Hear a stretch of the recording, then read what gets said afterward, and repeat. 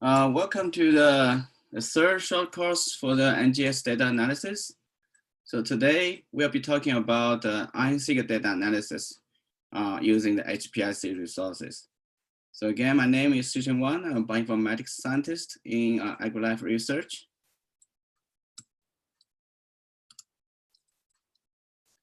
Okay, so we will be talking about RNA-seq. I assume everyone taking this course will know one or two things about RNA-seq. So I will just go very briefly about how RNA-seq goes. So basically, when you do RNA-seq, you start from mRNA, but we cannot sequence mRNA directly. We can transform mRNA to cDNA, then make libraries based on cDNA, then put library on the sequencer. So if you attend the last two courses, you should know reads, right? Sequencer spit out of data, and those short fragments, we call them reads. So those are RNA-seq data we're gonna get from the sequencing facility. So with the read, what we can do, one thing we can do de novo assembly. So if you are interested in assemble the transcriptome, yes, we can use those data to run a de novo assembly. So another popular topic about RNA-seq is we want to quantify a relative expression level of genes. So for that, we can map those reads to the reference genome. So based on the alignment of those reads to each gene, we count how many reads map to each gene. And normally we're gonna have a table like this, what you call count table or count matrix. So you have the gene name and you have the different treatment or different conditions for based on the experimental design. So from this count table or count matrix, we can do differential expression analysis. So the idea for RNA-seq is generally like this, and it's not very hard to understand. And we will not be paying too much attention to how we make libraries, sequencing. So we're gonna start from when we get the read, how do we process those? Okay, so what can we get from the RNA-seq data? So basically, we can use them to measure gene expression level, but remember, it's not the absolute expression level, it's relative. And we can use those reads to annotate transcript. Let's say you have a reference genome and you want to figure out the gene structure. So you can do RNA-seq data and map the RNA-seq data to the reference genome to figure out the gene, the intron, extron boundaries, all those things.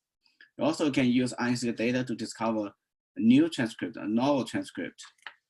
And another thing is we can use RNA-seq data to run variation discovery, right? It's similar to what we have talked about before, like a DNA-seq.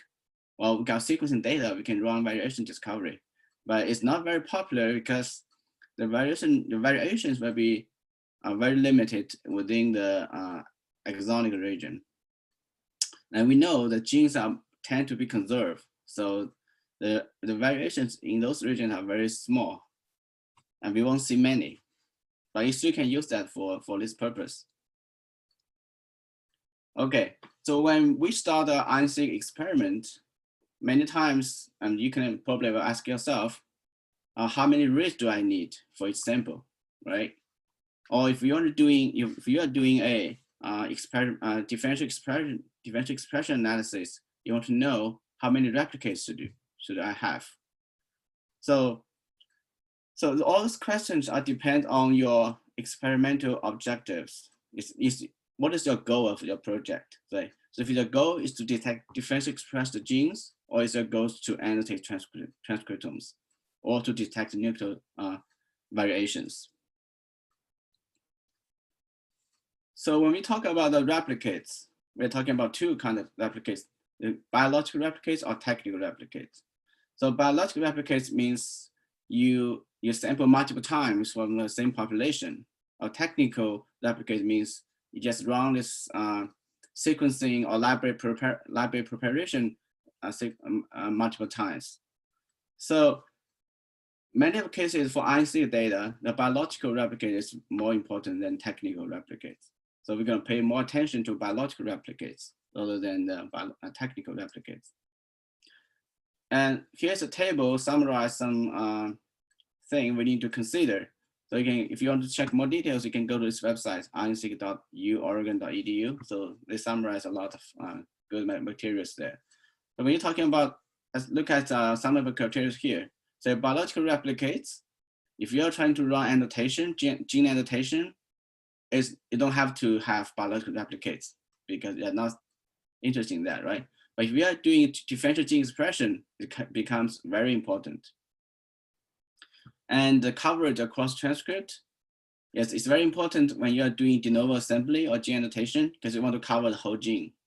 But it's not as important as that because when you are doing gene expression analysis, because you want to count how many reads map to the gene. It doesn't matter if it's mapped to the end, to the left end, or to the right end, or to the middle of the gene. So it doesn't matter at all. And the depth of sequencing, yes, for gene annotation, it's important. You need to have enough coverage to cover the whole transcript. For differential expression, it's the same. You need to have enough reads, but not too many. I mean, too many just give redundant information in this case, in both of the cases, actually. The role of sequencing depth, so obtain rates like overlapping along the length of transcript. Yes, get enough count is for different expression, gene analysis. Oops. DSN, so it's one, DSN is it's a library normalization method. So it's not recommended for differential gene expression analysis since it can cause some bias.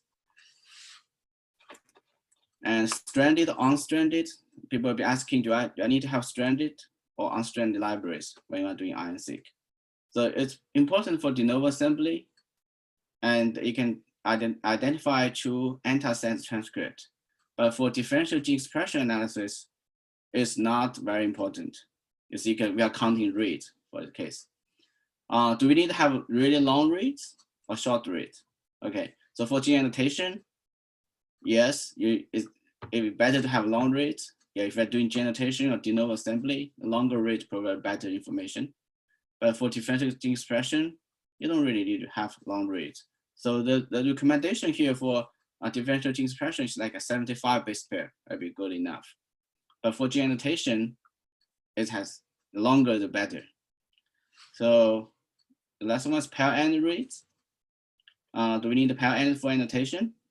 For gene structure annotation? Yes, it's important for gene annotation or for de novo assembly. But for differential gene expression, it's not important. So see, there are many factors there, but it all depends on your project. What is the goal of the project, right? There are papers talking about, let's say if they want to do differential gene expression, so the paper talking about how many biological replicates are needed. So this is a very long title for a paper. How many biological replicates are needed in an RNA-seq experiment, and which differential expression tool should you use? See how long is that? So this paper actually very useful. It gives you a lot of information about the replicates and the popular tools. So and talk about a little bit more. So I think I will highly recommend to check out this paper. I was talking about probably 6 replicates are needed for to have a 90% of power detect the differential expressor genes. So, and the tools you can use like EdgeR and DSeq2. So I think the recommendations like EdgeR or DSeq. So those are still, I mean, it's still those are popular ones. But the only thing is I've seen many projects when they come to us for sequencing, they have 3 replicates for each condition. So it's okay, but according to this paper, it's better to have 6. So just to improve your power, detect the differential expressor genes. Okay. So those are background of RNA-seq and the factors we need to take into account when we design an RNA-seq project. So how do we do the data analysis on HPLC system? I'm going to go through some of the tools and how to use them. And we're going to do a hands-on analysis with the Galaxy. So let's start from where to find the NGS tools. So on HPLC, you can go to hplc.temple.edu. We have a wiki page. If you're looking at the bioinformatics tools on Ada, this is gonna be the URL. You can go. And also, if you have a specific name, like a tool name, you want to see, you want to check if it's available on HPLC, you can use the command here, module spider or module avail. So those are, if let's say I want to see if the Trinity, the de novo assembly tool is available. So I just say module spider Trinity or model avail Trinity or model spider Trinity. So it will give you information about tool, how to load that tool. Sometimes you even have very short examples for you how to use those tools. So if you have a tool that you want to use, but it's not installed on Ada yet, you can send an email to help@hplc.temple.edu. So I know that because the tools are just keep being developed and there are many new tools you may want to try. So just send us an email if you have some new tools. Okay, so another very useful tool is developed by Michael Dickens. So it's called Gca Templates on Ada system. I think we are trying to migrate into Terra 2. So the thing is, this tool templates provide a lot of, you see how many here, 1, 2, 3, 4, 16. So a lot of templates for how to submit a job on HPLC. Let's say I want to do a genome assembly project on HPLC. So if I load this GCAT template, and it's gonna show me this screen here as the terminal, and you just select 6, gonna be genome assembly, and then you just follow the instruction on the screen, and then give you, eventually gonna give you a script file with how to run the genome assembly. And you need to fill in your own data set, because in the script, in the template file, it has a fake one. So you have to provide your own real data file name there. So it has RNA-seq data analysis pamphlet too, so you can go try. Okay, let's talk about a little bit about the general idea of data analysis for RNA-seq. So it's the same idea when you have a sequencing data, you want to check the quality. So normally we're going to be using FastQC to visualize the quality scores, display the score distributions, all those things. And you're going to have a summary of a lot of things for your FastQ file. So FastQ file is the file you're going to receive when your sequencing facility done sequencing for you. So we have on HPLC, we have FastQC, so you can run it on HPLC. To load this module, just say module spider FastQC, going to show you how to load this module. So to actually load this module will be module load FastQC. And it's a Java, it's a tool using Java, so it's very easy to use. And okay, once you check the quality of the FastQ with FastQC, you want to do something with the data, right? You might see some reads have very low qualities on both ends or one end of the reads, or you see a lot of reads have adapter leftovers. So you might want to trim them. So one tool we can, there are many tools to do that. So say, well, we have a popular one here called Trim-O-Matic. So you can use module load Trim-O-Matic to remove the low quality bases and the adapters. And if you attended the last course, we are talking about variation discovery. We also talk about this quality trimming thing. So for variation discovery, quality trimming is important. So think about if there's an error in the read and gonna align to reference, and they're gonna report the SMP. But we know it's not true SMP, it's just caused by the sequencing errors. So it's critical for the variation discovery, SMPs, index, those things. But it's not very critical for RNA-seq data, the quality trimming.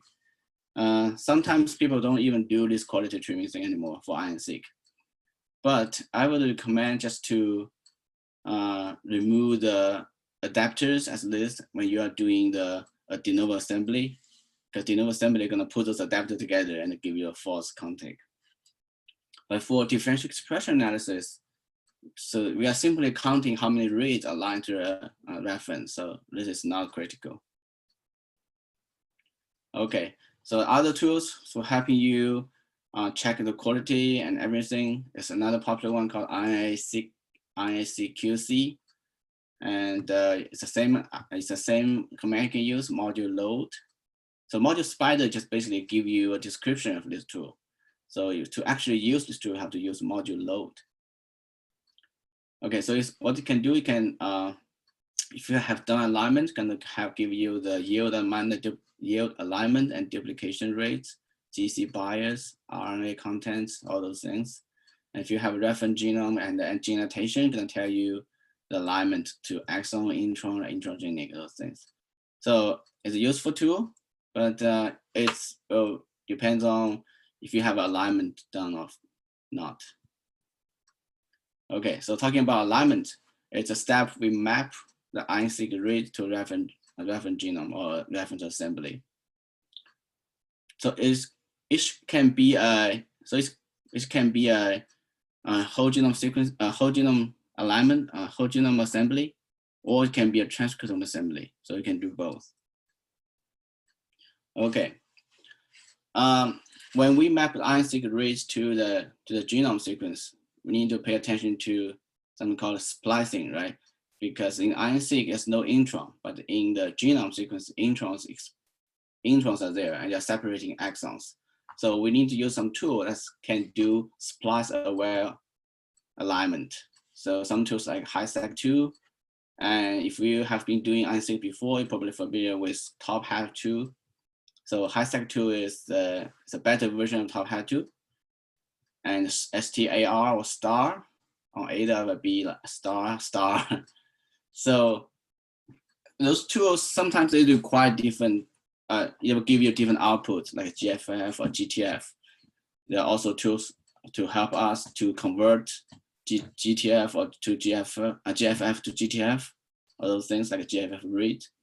So if you are doing PacBio sequencing, you're doing IO-seq, yeah, some tools like STAR or GMAP or BBMAP can do those too. So PacBio sequencing, they give us very long read. So basically you will get the whole transcript. Most likely you get whole transcript in one single read. So it's a good way to do RNA-seq because you don't have to do de novo assembly if you're interested in the gene structure. But if you are interested in the differential expression, it's not recommended you to do PacBio or anything. Okay, so if you want to see how the alignment looks like, if the reads are going to the axon, it's not going everywhere like intron or something. So they are like you can use like tool called IGV, and it's available in GPSC2, but you need to log in using the portal. So it will be portal.hpsc.temu.edu. And once you go there and click on the interactive apps, and you're gonna see the IGV there. So IGV basically gonna show you the alignment. So the SAM file, or if you have, I can also show the gene annotation file. So basically you can load the genome sequence, you can load the gene annotation, then you load the alignment file. So then you can see clearly if the read are going to the axon. It's very beautiful. So I'm not sure this example looks clear. Yeah, so this is going to be the interface for IGV, and you can select the chromosome, select the reference genome, and this is the alignment files, from one of the BAM files, and you have the on the bottom you have the gene annotation. See the blue box, they are like axons. To see the reads are aligned there to axons, and those thin lines just introns. So basically, you see very few reads supposed to be aligned to intron. So you see it's like that. Okay, so the most popular analysis for RNA-seq is to detect the differential expression genes between multiple conditions or something like that. So to do that, when the alignment is done, we need to count the the reads mapped to each gene. There are other tools like developed for non-alignment based. So basically, you're gonna need the transcript sequence. You're gonna need the FASTQ file for the reads, and it's gonna count. You're gonna assign the read to each transcript based on the k-mer, the similarity. So there are a lot of tools for alignment based, like a HT-seq count, and it's gonna give you a non-normalized alignment count. What does that mean? What is a non-normalized alignment count? So it means it just count how many reads. It will not take into account the library size or the gene length or those things. But there are normalized ways. The ways to normalize, there are ways to normalize the counts like RPKM, FPKM, TPKM. So different tools are gonna give you a different output. The RPKM and FPKM, they are similar. And the TPM is actually the recommended one. The RPKM and the FPKM has certain problems for differential expression analysis. So now the TPM or CPM or log CPM or something, they are highly recommended now, not the RPKM, FPKM anymore. So for the non-alignment based tools, we can use Callisto. It's called pseudo alignment. So it's a salmon, it cannot call salmon or sailfish. And I have been trying those tools. Those tools can go really fast because they're not doing alignment. So when we're trying to use alignment-based tool, you think about the alignment. They're trying to figure out how each single base align to the genome. But we don't really need that information, right? We just need to know this read goes to this gene. That's all. We don't want to know how exactly they're aligned. So that's how the non-alignment-based tool, they sometimes use pseudo alignment or not alignment at all. So they can speed up the analysis really fast. And if you have like data, you can actually try to run both alignment based or non-alignment based and try to compare the difference. So the tools give you different outputs. So for alignment based, you might get the read count matrix and you can calculate the TPM based on that. For the non-alignment based, I think they only give you TPM. So you cannot calculate RPKM or FPKM from the non-alignment based method. Okay. So sometimes people got confused with the RPKM or FPKM. It's just so for RPKM or FPKM, just in short for reads per kilobase of transcript per million mapped reads. So it's a way to try to normalize normalize based on the transcript length. Second, try to normalize based on the library size. So let's say if one gene, let's say gene A and gene B, gene A is 1,000 base pair long and gene B is 5,000 base pair long. So the longer gene have more chance to capture the reads, right? Because the reads are generated randomly. So the longer gene might have high chance to capture reads. So you have 1 read for gene A, 5 reads for gene B. If you normalize them based on the gene length, they will be the same. Another thing is the library size. So let's say I have this sample sequence of really high depths. It give me say 10 million reads, but this sample only sequenced at 1 million reads. So the sample in the first sample, you might have a lot of reads to one gene compared to a second sample, but it's only because the library size are different. So that needs to be taken into account. So RPKM and FPKM, they're basically the same, and it was popular, but now they were not really recommended. They're not really recommended for running differential expression analysis. So the TPKM is another way to measure, to do normalization. So it looks very similar to RPKM and FPKM, even the calculation is similar, but the TPM switched the numeration. So first it's normalized for gene length, then normalized to sequence depth second. So the TPKM is more reliable. And if you want to know more details, you can go to this website at rna-seq.com and have a very clear explain. Okay. Okay, let's go to the tools we can use for run this differential expression analysis. So we're going to be talking about alignment-based tool. So one popular one is the Tuxedo shoot. And for the alignment, we're going to be using high-sec tool or top hat tool. So the old version of Tuxedo shoot going to be using top hat tool. So now I'm going to be using high-sec tool. High-sec tool is a splice-aware mapping tool, and it was a better version of top hat tool. So cufflinks. So once we have the alignment done, and so besides the genes we already know with the gene annotation file, we might have some new genes. So we can use cufflinks to assemble the aligned read into some transcript, then compare with what we already know. We probably discover some novel transcript. So this step called cufflinks can run de novo assembly, not but it's a reference guided de novo assembly.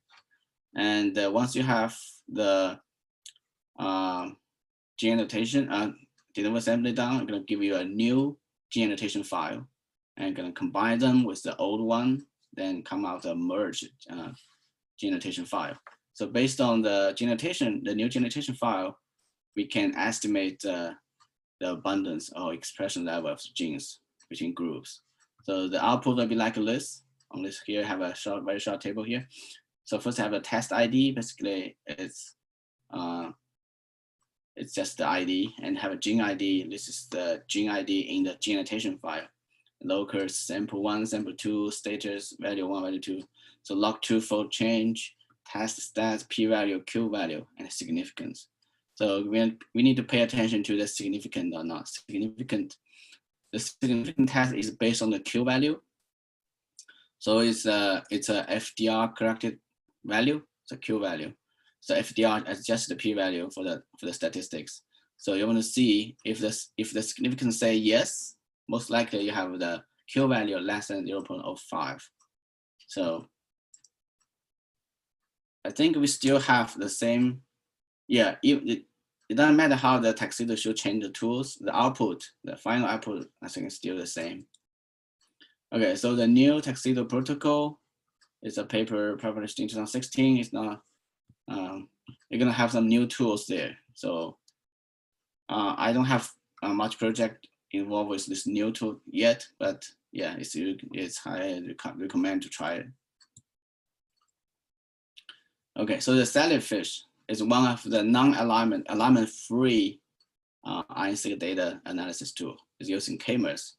So obviously you will need to have the target transcript either from a reference genome or for de novo assembly. And you will need to have a sequence read, right? Oops. Okay, so based on the k-mer frequency, you're gonna estimate this read. What is its probability actually? What is the probability of this read belong to this? And based on that, it's gonna give you an estimation of TPM, and also have a number of reads. So for example, we have a table here, have this gene called Trinity something. So this is obviously it's a de novo assembly from Trinity. And for this transcript, what is the length, the effective length, and the TPM, and the number of reads. So some tools will take, some tools will only take the raw read, like the HR or the D-seq2, or the D-seq, yeah, I think they only take raw read. So the last column will be the one you need to feed to those differential expression analysis tools. Okay, there are many R packages developed for RNA-seq data analysis. Actually, those popular ones like HR or D-seq are developed in R, in the R biconductor package. So in HPLC, we have the biconductor already pre-installed. So you just need to load it with the module load R TAMU. So the R, if you try on the ADA, say module spider R, you're gonna see a lot of different versions of R. So we have R, regular R, and R TAMU. So, to use those tools, you need to install those packages. Let's say I want to use HR, you need to install it first. But if you are loading this R TAMU, most likely we have those tools already installed for you. So you don't have to install it by yourself. I mean, you can do it, just then you have to install the packages to your local directory. It's okay. It's pretty easy to install. Okay. So one more topic about RNA-seq is we can use RNA-seq data for transcriptome assembly. And I'll be talking about a few popular tools for transcriptome assembly. So comparing to whole genome assembly, transcriptome.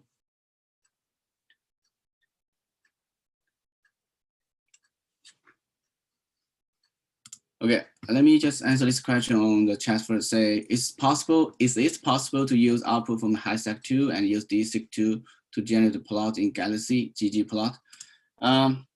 So first, yes, HiSeq2 is, yes, we can use HiSeq2 output from HiSeq2, but we cannot directly use HiSeq2 feed it to DSeq, right? So we will have to generate the count matrix first from a HiSeq2, then feed the count matrix to DSeq2.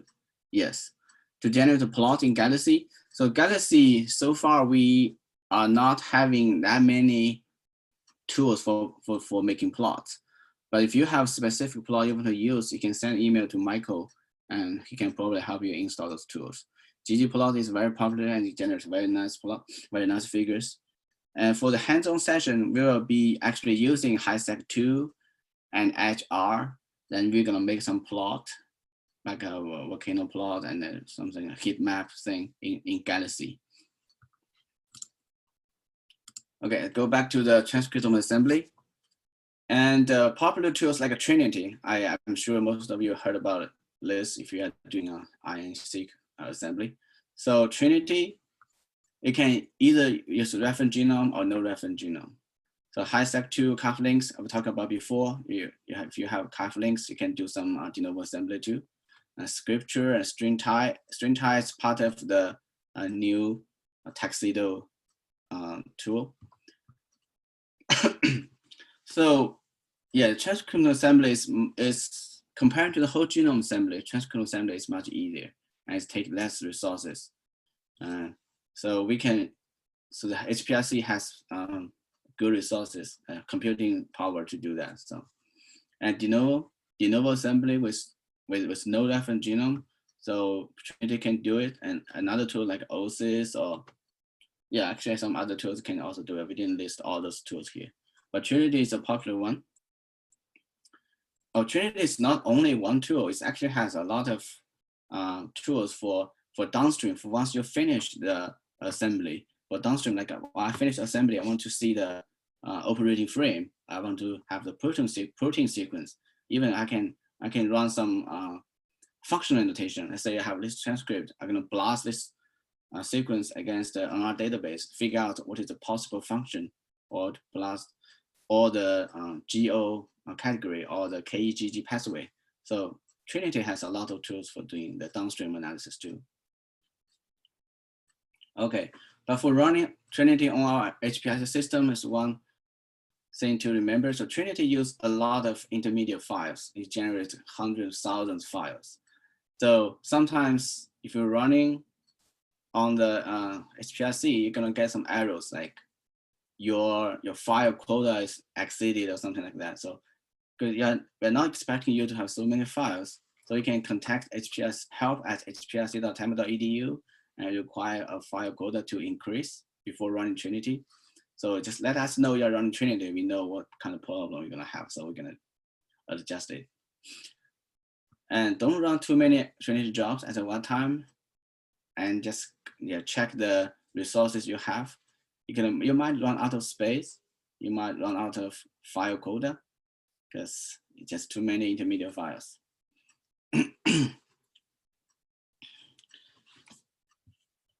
Okay, another point is to Trinity create a checkpoint that can be restarted if it stopped due to some errors, out of memories or runtime something. But if you are using a temporary folder, like temp dir, because the temporary folder, once the job is finished, everything in the temp folder will be deleted. So if you're running a temp folder, that means those intermediate things can be stored in the temporary folder. And once it's stopped, for whatever reason, those files can be deleted. so it cannot be restarted. So just keep in mind that. And we have a Trinity template in the Gca template script. So once we have the transcriptome assembly done, what we can do is we want to check how good its assemblies are. So one thing we can check is all the genes, or first we want to check what is the completeness of the genes, right? We want to see, do we capture all the genes or do we miss them? And how many of the genes are complete and how many are fragmented? So to do that, there's a tool called Busco. You're gonna use many of the single copy genes to access the transcriptome assembly. So in Busco, they collected some conserved genes for different taxonomic groups. If you are doing bacteria or insect or vertebrate, so they collect those conserved genes. You're gonna be using those genes to estimate your transcriptome assembly. So to load it, either just module load Busco. So here's the output of the Busco. So you will see if you are running different assemblies, say with different parameters or different data sets, you're gonna see assembly 1, how many are completed, how many are missing, how many are fragmented.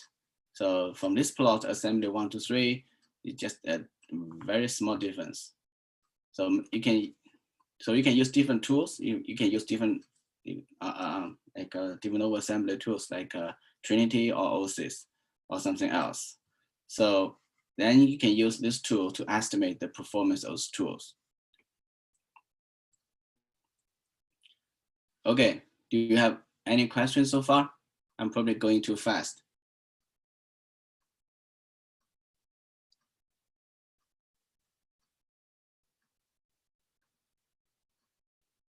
Okay, so we're gonna do a hands-on analysis using the Galaxy, but we're not going to doing the de novo assembly because it takes so many times.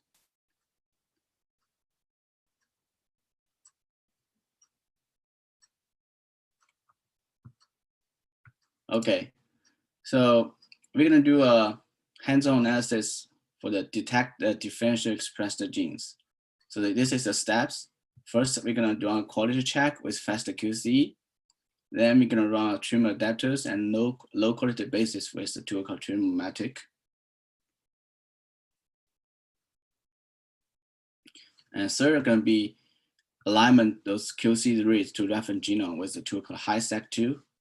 Then with the alignment done, we're gonna use these cufflinks to do de novo assembly, and then the assembly gonna merge with the original de novo original gene annotation. So we're gonna use the tool called cuff merge. So once we have that, we can use the differential expression as tool called EdgeR, and to run the differential expression analysis. Once EdgeR is done, we're gonna run the visualization just to show how those gene expression, how they are different between the two conditions. We're gonna make a heat map and then we're gonna make a volcano plot.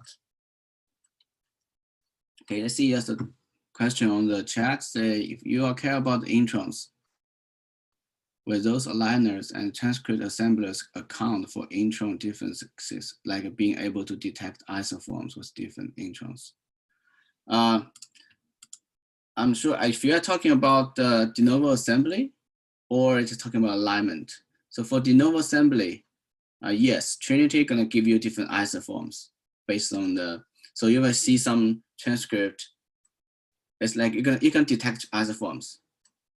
So from Trinity, you're gonna see some introns are being integrated into transcript because the reads are contain those. So if you're talking alignment, the alignment, yes, alignment will be whatever it's the tools tell the reads go to. And if it's mapped to the intron, it's gonna tell you, yes, those are, that is part of the transcript. So it's gonna show you there. So the tools, yeah, so, okay. Okay, so we are going pretty fast. Okay, so we will not be using the terminal as we did last time, because this time I'm going to introduce you something new.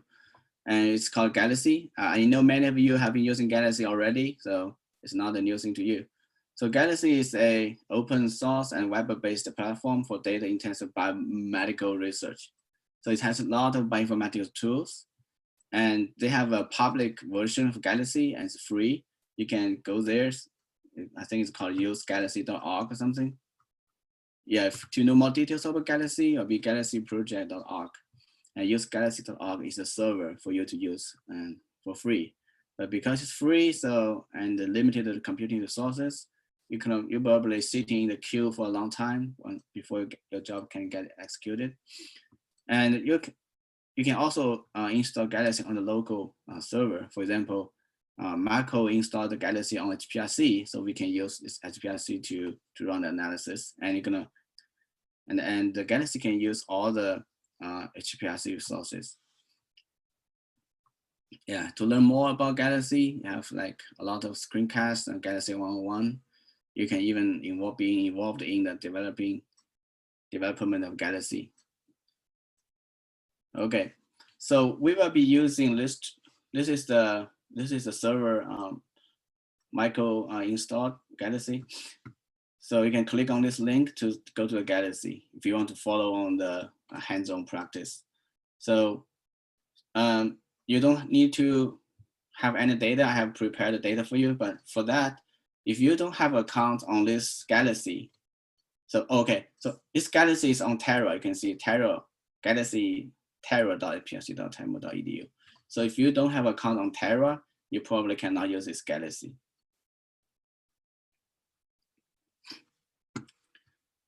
Okay, here's a question say, can I use HiSec2 pipeline without trimming?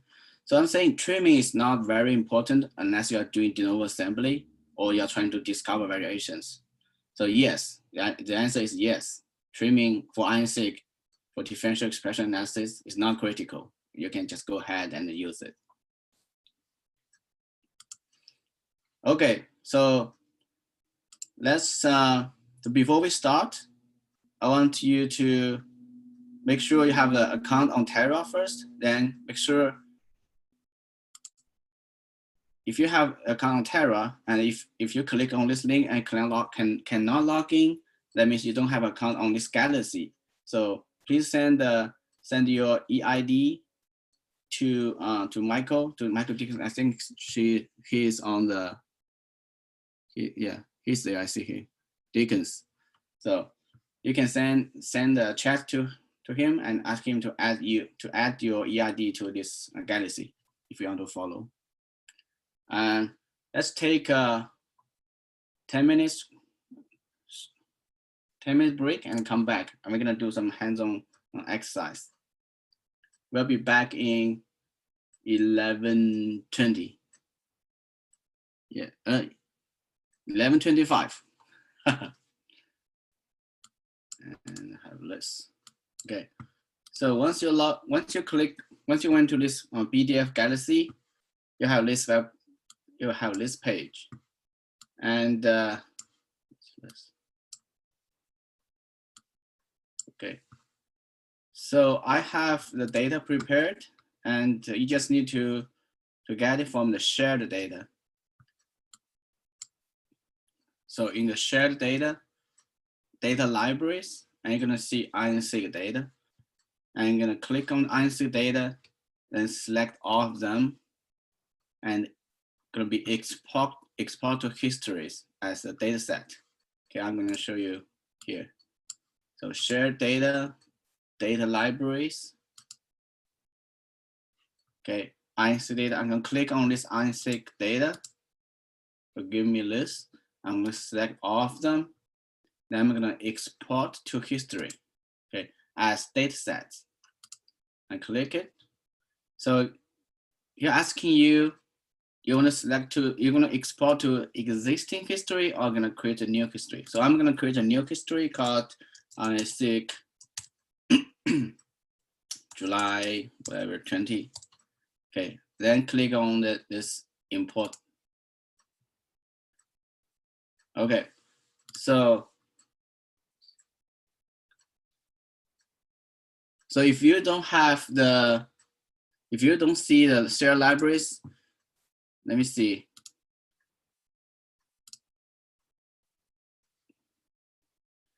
I probably need to add you there. Oh, okay. I have a lot of people I haven't added yet. Oh man. So if you don't have them, if you don't see the data, just give me a second. I'm gonna add you all of them. Oh wow, it's a lot.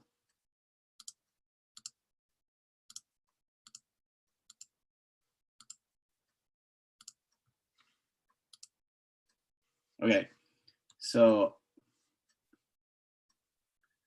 now if you don't have the shared data show up, maybe refresh your page and try it again.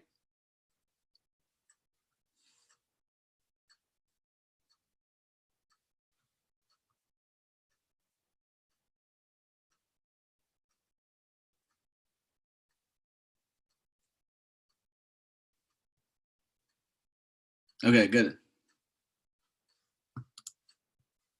Okay, so if you remember, it's gonna be click on the RNA-seq data, select all of them, then say export to history as data sets.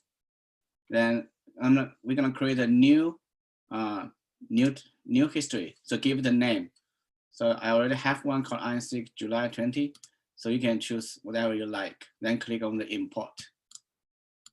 So once you've done that, you should have a history with the data loaded. And let's click on the user and histories. So then click on the history you just created. For example, mine is RNA-seq July 20. I'm gonna click on that. So we're gonna show you on the right side, right panel, you're gonna see 8 files showing up there. So those are gonna be something, those are data are gonna start. Okay. So remember, let's take a look what we have here. Just ignore the, just ignore the middle part yet. So on the right panel, we have one gene annotation.gtf. So this is the annotation. If for the genes, if you click on the eyeball here, is actually view data. Click on it, you're gonna show in the middle. It can tell you the sequence name, the source, and something. So it's a GTF. So first one will be the contact name or chromosome name. Second will be the source, and it can be empty. And the features, so stop codon, exon, CDS, exon, so those things. Then the start, end, and the score, strand, frame, attribute. So in the attribute, you're gonna see the gene ID and transcript ID. So one gene can have multiple transcripts. So the gene ID and transcript ID. Okay, so this is for the first file. And from 2 to 7 are faster queues. So those are the files you're going to receive from the sequencing facility, right? We can take one of them just for a quick look. Let's say click on the eyeball on the file 2 and click on it. You'll see a faster queue. So I'm sure you are familiar with the faster queue format. So each read going to be in 4 rows. And if you pay attention to the file names, I have MCC 12H, means 12 hour, and MCC 24H, means 24 hour. So for each 12 hour and 24 hour, I have 3 biological replicates. Okay, so there's a question here, say, when the data was loaded onto Galaxy, what format was it in? Are these SAM, SPAMs, or FASTA? So you see, in the data set I share with you, there are multiple files. So yeah, there are FASTA file, the 8 is actually a FASTA file. You can click on the file 8, reference.fa, and click on the eyeball. You can see it's a FASTA format. But the 2 to 7, they are FASTA-Q format. Those are the data, the raw sequencing data we're going to be analyzing. And the first one is the annotation file. So it's going to be GTF format. So it's different. And the SAM file, the BAMs, they're going to be generated later. So, or if you already have, let's say you already did, you already have the SAM or BAM, you can also upload it to Galaxy 2. So then you can skip the alignment step, because alignment you can generate a BAM. If you already have them, you don't have to do alignment. For this analysis, we're gonna start from the beginning, from the we got it from the raw data. We got the raw data, we got a reference genome, got gene annotation. What shall we do to go through this differential expression analysis? Okay, so remember, let's go back to the slides, and we have the steps here. Whoa. Yeah, so first we're gonna check the quality of the sequencing. I'm gonna be using FastQC. So the tools already installed. On the left panel, on the top, you see a search tools. We're gonna type in FastQC. Hope we find it. So okay, we have this FastQC read quality tools. Okay, so click on the FastQC read quality report. I'm gonna see this page like this, right? So we're gonna provide the read, say what files you want to do FastQC on. So we have 2 to 7, we have 1 to 6 files. So we're gonna select all of them. So we can, instead of select one by one, we can click is a multiple data set in the middle of this icon here, multiple data set, and select 2 to all of them together with the shift. By holding the shift key and click on the first one, click on the last one. So you're gonna select all of them.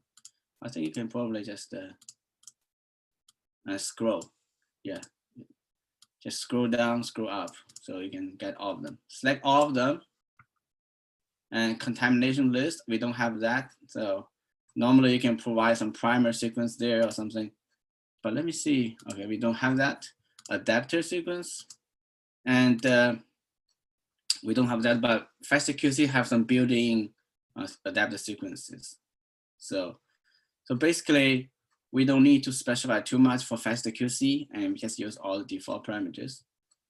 And here have the job resources parameters, specify job resource parameters. So you can see how many cores, how many memories we use, and how long to run.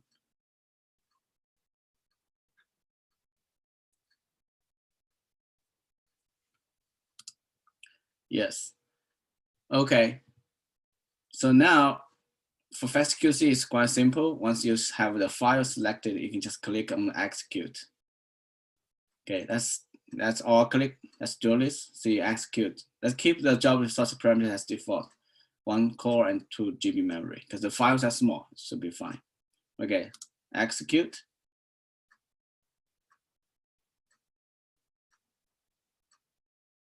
Yes. So now you see how many jobs are being running now. There are 6 jobs, and you're gonna generate a lot of files. And it should take just a few seconds. So you see here on each data set, you're gonna generate 2 files, gonna give us 2 output. So one is the FastQC on data 7, raw data, and second one is FastQC on data 7 web page. So we're gonna need to see we can open the web page to see the summarized report. Oh, it's running. Okay. So if your job is done, you can click on the eyeball on the web page, and you can, let me see, just click on this. Okay, so one job is already done for me, and okay, all of them are done.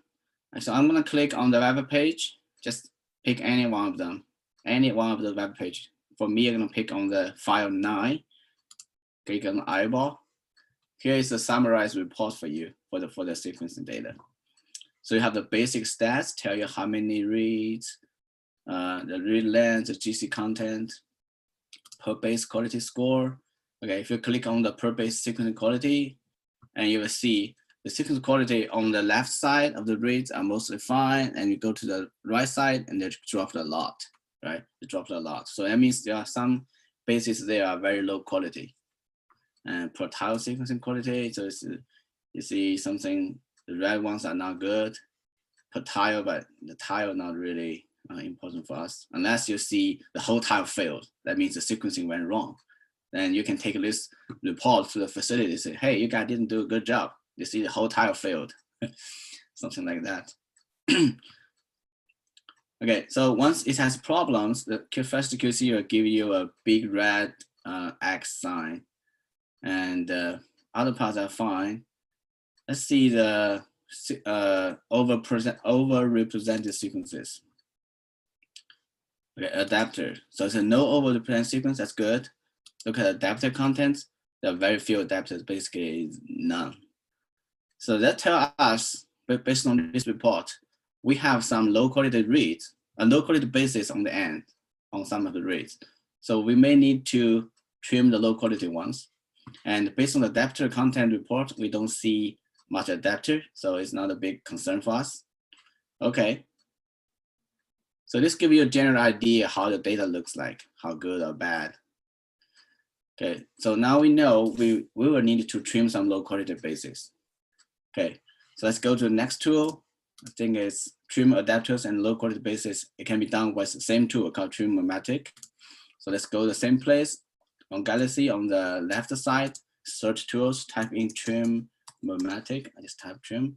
Okay, you see Trim-O-Matic. We found it. We found this tool. So you're gonna show the parameters in the middle, and the first parameter you choose is single end or pair end. In our case, it's a single end, and FastQ files. The same, we can select, instead select one, we can select multiple files, all of them. Prefer initial Illumina click steps. So you're gonna cut adapters and the Illumina specific sequence from the read. So that's good. We can say yes, but do we have the sequence there? Probably already have them. So yes, we have the sequence, the Illumina specific sequence already loaded there. So this data, I have no idea about how this data was generated. So normally when you get data back from sequence facility, it's gonna tell you the sequence was done on Hi-seq 4000 or Novel-seq 6000 something, and what is the kit they use. So based on those information, you know which here adaptive sequences you should choose here.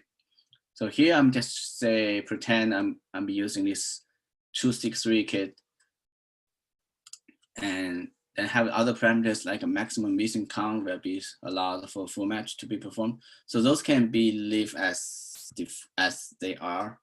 I mean, I don't see problem with those parameters, so we can just leave them like that.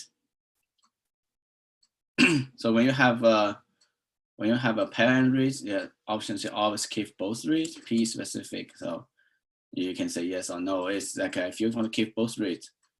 So even the reads are very short, after trimming the adapters or low quality bases, you're gonna still there. Okay. So the important part is here, the trimming, the trimming part. You want to remove the low qualities. So how do you define the low quality basis? Okay. There's a question on the chat say, can I see the parameters again?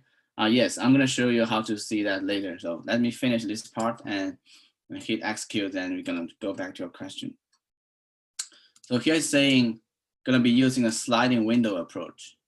So it's a regular one to use. So basically it's saying, I'm gonna use a window of 4 base pairs for those parameters here. 4 base pairs, if the average quality of those 4 base pairs are lower than 20, which is the parameters here, then those 4 bases will be trimmed. I'm gonna move to the next window. If the window is already higher than 20, I stop trimming, say it's already good. So it's like that. I'm gonna use those parameters. And other things can leave them as default. Job, resource parameters, 1 core, 2 GB memory should be good for those small files. And 24 hours, so much, I would just say shorter maybe. We don't really need 1 hour will be good enough. Okay, but if you can use 24, it's no problem. Yeah, I'm just 4. Okay, so you select the files. Basically, you have to select the adaptive sequence to use. If you know how the library was made, how the sequencing was done, then you should have those informations and fill in the true one here. So I'm here just pick one like I just pretend it's like that. Then the quality one will be 4 base pairs, a 4 base window, and 20 average quality cutoff. Okay, then just hit execute. You're gonna do a trim-o-matic. Okay, it submits 6 jobs for each of those FastQ files. Okay, so the question on the chat say, can I see the parameters again? So you mean the job already run before, right? You want to see the parameters, how you will run. So yes, you just click, for example, I take the file 9. I click on this file 9. It shows me information here, say 653.6 KB format HTML database, question mark. Okay, here has the download, view details, run this job again. Okay, if you click on this, run this job again, it's gonna bring you back all the parameters you have used for this job. So in this case, you can see all the parameters you have been using, and if you want to reproduce the same result, you can do it.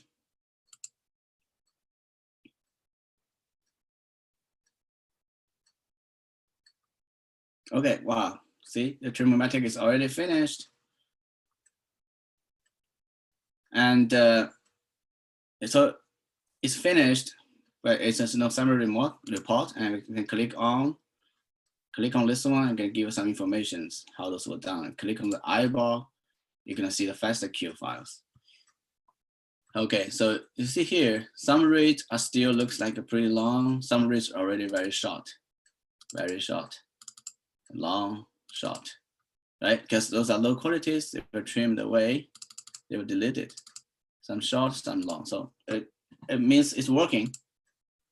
Okay, so to really check if those trim-o-matic actually worked, we can run a FastQC again on this trim-o-matic output. Right, not the raw data we started. We're gonna check on the trim-o-matic FastQ files. So it's the same idea. Let's go to the FastQC. Click on FastQC. Okay, select multiple files. So this time I'm gonna select 26 to 21. Those are trim-o-matic on those data set, right? And don't do anything else, just execute. Select the files and execute. So we'll be running FastQC on those trim-o-matic files. So what we're supposed to see? We're supposed to see this low quality base is being trimmed, and we will not see a quality drop at the end of the read. So that's our hope, if the trim-o-matic actually worked.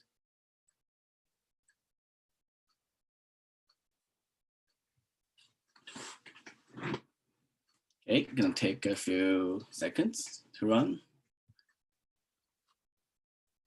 So one thing good about this guidance is you have all the records here. So when you've done this analysis, let's say you're starting from the raw data and go to the end, you generate the Volcano plot and the heat map plot, those things. So you can extract the whole workflow and make it like a separate workflow. So when you have a new data set, you just need to apply that workflow to a new data set. You're gonna run through everything. Okay, so the FastQC is done for the trimmed data, and we're gonna pick one and take a look. I'm gonna pick this 37, FastQC on data 26, and let's see. Okay, so you see here, this is the quality score, and all on the left side, on the right side, it looks similar now. Before it looks like the quality was pretty bad on the right side, like this. Okay, so you see the difference, and it's actually working.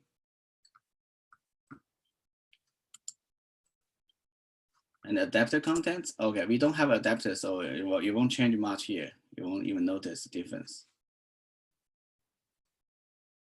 So you see, and we run FastQC again on the trimmed data, and it seems the trimming is working, and we're happy with that.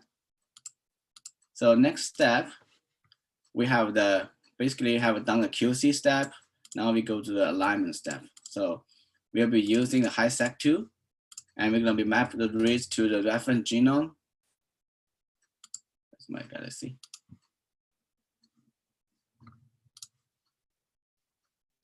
Here. Yeah, so we're going to map those sequences to the reference genome. So we have the, remember, 5.8 reference.fa, that is the reference genome I'm going to be using. So let's find a tool called HiSec2. So HiSec2, click on this HiSec2. Oh, what's going on?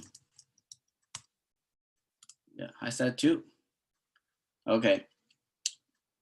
So first, we need to select the reference genome. We're going to be use a genome from history. So that's the genome we're going to. So we're going to select a reference.fa. Then we're going to select is single end or parent, it's single end. And we're going to FASTQ files. Again, multiple data sets. We're going to select all those trim-matic data set. Okay, because we want to use the quality control data. And it's unstranded. Okay.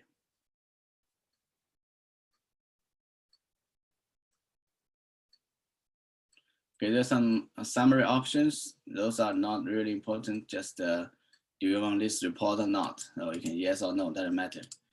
And advanced options, input, just default values.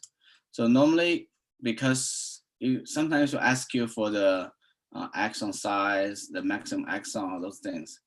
But this case, we are single end, and we don't have much information to provide to these HiSec tools. So we can leave most of the advanced options default. And default will work for most of the cases, unless you're running something really, really different. I don't know how different. It's like if you are running human samples, plant, and those default parameters will mostly work. But if you are running something with like fungal, it might be different because fungal genome, what I remember is fungal genes have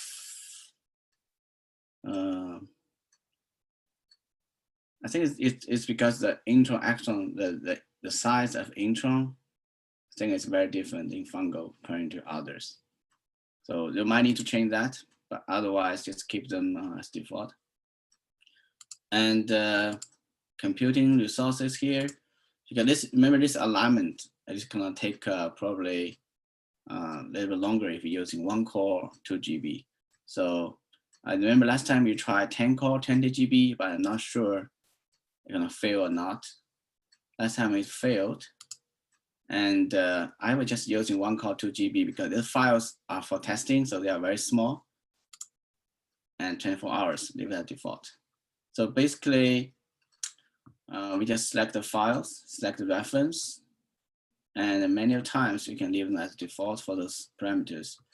If you want to speed up, use more CPUs and more memories. So that's all. I'll just be safe. I'm going to use 1 core, 2 GB.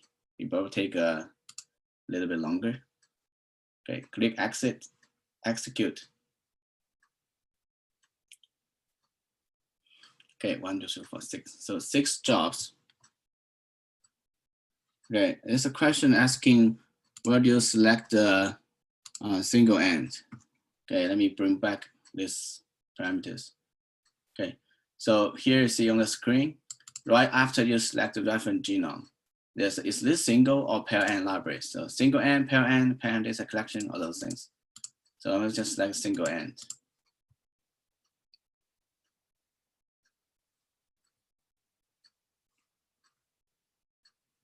Yeah, here, single end, before the FASTQ or FASTA file.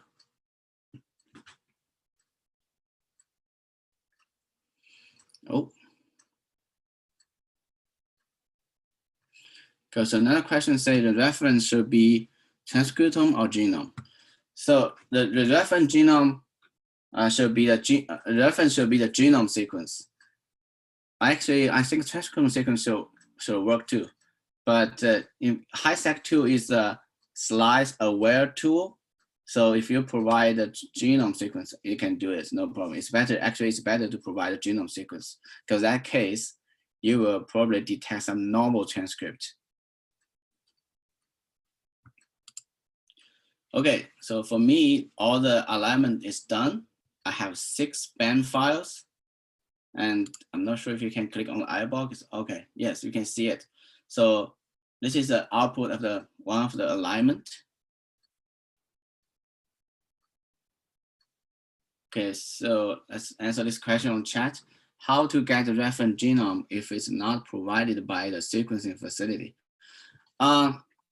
No, the sequencing facility won't provide you a reference genome because many cases you can find reference genome in NCBI or in Sample, those public databases. If you are working with plan like wheat or something, they already have reference genome published. So if you don't have reference genome published, so you need to have either you have the de novo genome assembly that require you to have a lot of whole genome sequencing done, then or you provide the assembly of a transcriptome sequence. So is there a limit of the total size of the file that we can upload? I don't think there's a limit of that. But you can contact Michael for more details. It's probably, if you have a really big file, take a long time to upload directly from Galaxy. You can upload to a FTP server, then you're gonna show up on Galaxy. Okay, so I'm assuming you are talking about when you have data and you click on this icon on the left panel here. I'm not sure if you can see my mouse moving here. So download from URL or upload files from disk. Yes, you can upload from the disk directly, but it might take a long time. So if you have a big file, it's better to upload through FTP to HPIC first, then it will show up in the dataset. Yeah, you can contact Michael for how to upload with the FTP, those things. Okay. Are the BAM files sorted? I don't think they are sorted. But for this testing case,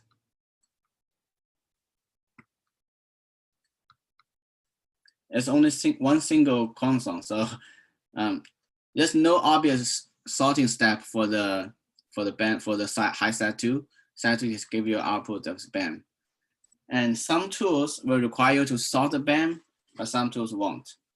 So it's not really, for RNA-seq, probably you don't have to do sorting for the BAM. But let's see.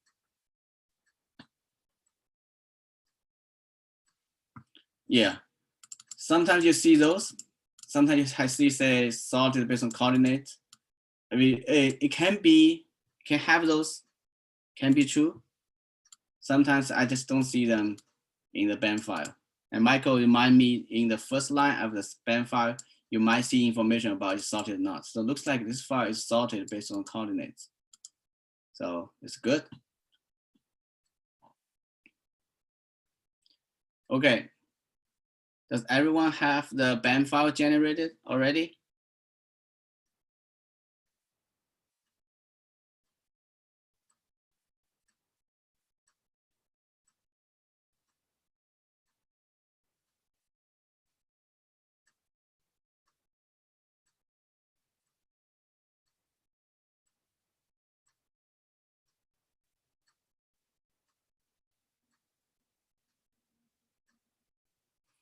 Okay, we have 4 people have alignment already finished. Okay, let's continue then. Okay, so when alignment is done, we don't have to use cuff links, but it's sometimes recommended. The column, okay. Someone is asking if I can explain the output, the BAM file output, the BAM output. Okay, let's take a look at the BAM output. So the BAM file is start with some like a command or like some information you can see. We start with the @ sign. So you can see some information here, like it's sorted or not, the chromosome information, and you have the command that actually produce this SPAM or SAM. So this is the way it's did. Whoa, it's a lot. Okay. Then after those, you're gonna have the real data. The first column is the read name. Then you have a flag. So the flag is indicated is aligned or how it's aligned. Okay. Then you have the the console name supposed to be, but in my case, I have supercontig. And the position, and I believe this is the quality score of this alignment. And this is the CGAR. It basically is telling you how those alignment were done. So you have, if you look at 100M, that we have 100 aligned match.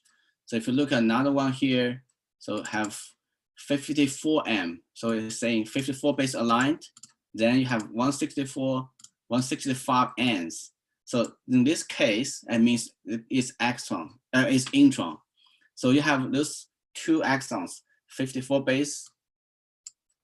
Then you have the separation by intron, 165 and they have 646 aligned. And then you have some information here. I'm not sure what are those. I need to check the output. Then you have the sequence itself and the quality. So to understand this, what are those columns?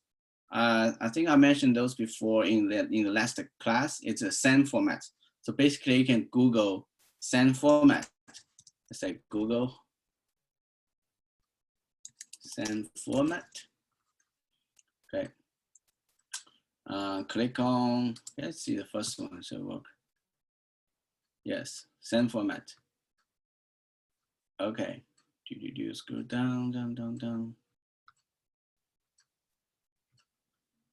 Okay, so the alignment section, column 1, the question name or the read name to the flag. It's a bit wide. It's encoded to show you. It's not for you to read, but the machine, the tool can read. It's how this reads a line. It's reverse, complementary, or it's just it's regular. And our name, reference name, so console name or something. Position, map quality, the CGAR. Just I explained it's like before. Reference name of a mate, so we don't have because single end. The position of the mate we don't have, it's single end. So the other template it. I don't know what that is, so we don't see anything. And have a sequence and have a quality. So this is a format for BAM or SAM, they're the same. So BAM is binary SAM, so just for the storage or something. Okay, so any questions so far?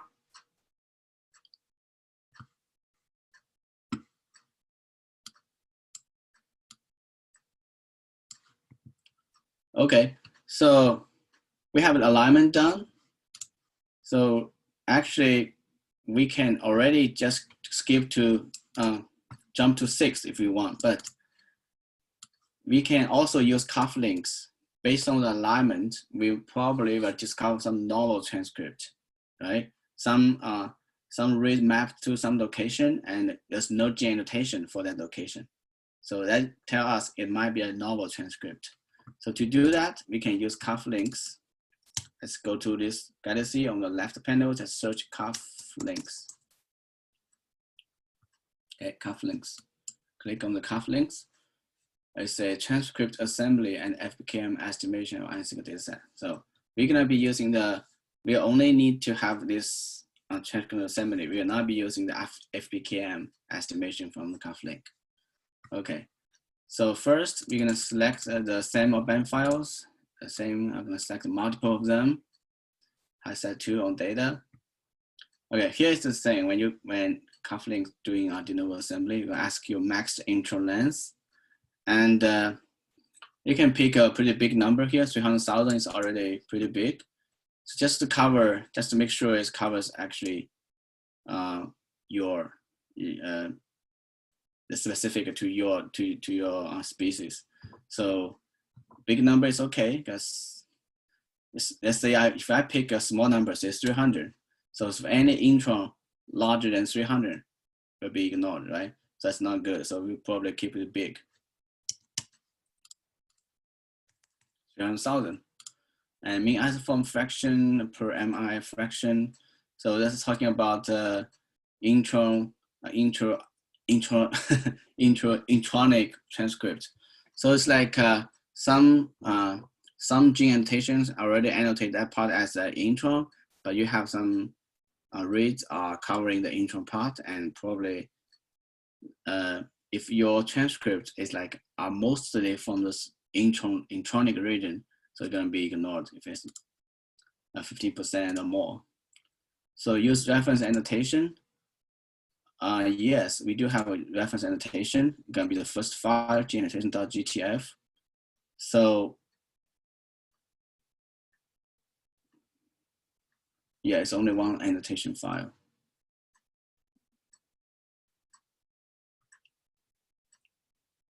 So we want to discover new. So say with this option, count hit compatible with reference RNAs only. So if we discover say new, we're gonna say no here. Perform bias correction is for the FPKM or RPKM estimation. So it doesn't matter to us. You just say yes or no, doesn't matter. So you can say yes if you want to use the bias correction.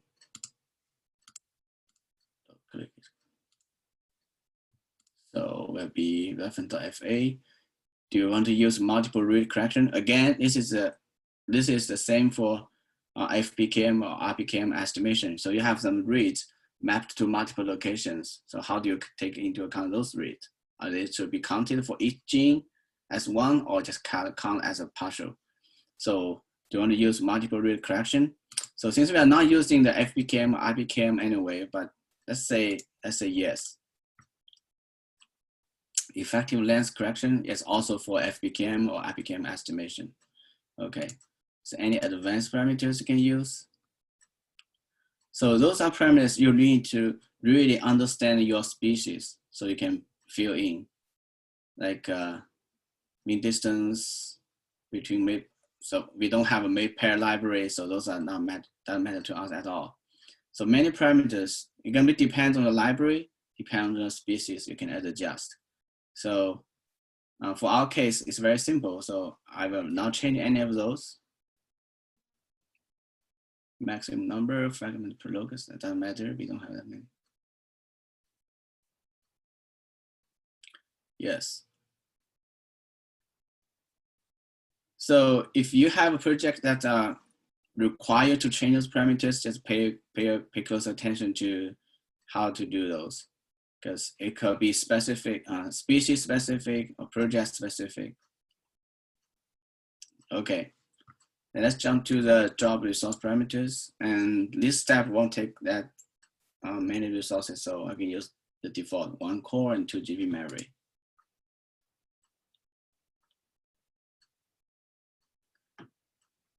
Okay, let's make sure everything's selected. The BAM file, max intron, didn't change, all those things.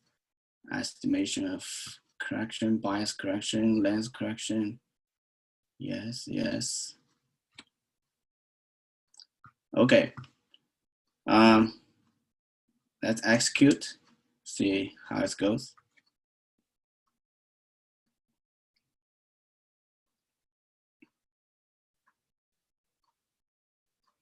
Ooh, it's very busy. Wow, it generated a lot of files. See, it's saying gonna produce 30 outputs. So for each alignment file, it's gonna produce 5 outputs. That's a gene expression, transcript expression, assemble transcript, total map mass, skip transcript. Oh wow. So each BAM file got 5 outputs. So we will be interested in the assemble transcript, the GTF file, I believe. The gene expression, you can actually take a look. It could be FPKM or RPKM. But since we'll be using LHR, it will require a raw count. We won't take any FPKM or RPKM, so we cannot use those. So let's take a look. My jobs are all finished. So I'm gonna take a quick look of the assemble transcript. Click on the eyeball. You see it's the same format as the GTF file, the file one, geneannotation.gtf. So you have the chromosome, source, transcript, the features, transcript, exon, star N, and gene ID, all those things.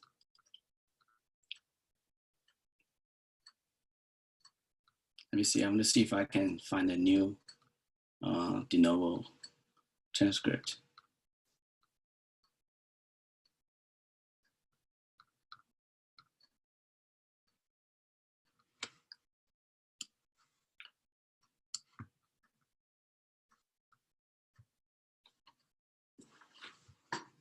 Did you use reference annotation in parameters? Yes, you can select use reference as guide.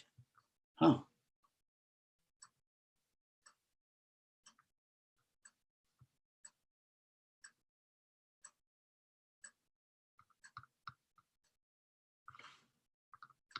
Okay, you know what I want?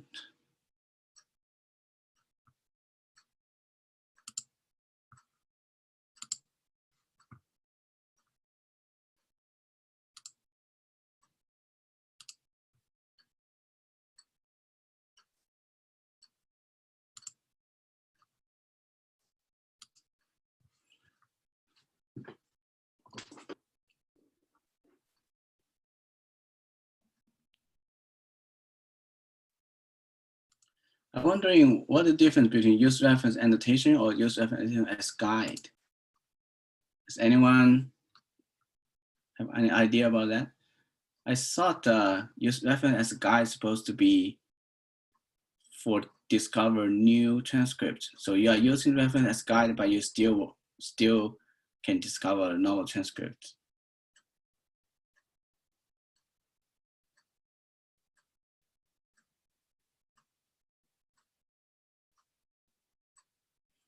Okay. Okay, so when the coupling step is done, it's gonna give you a lot of files, but the one we are interested in is the assembled transcript, and we should have 5 of them.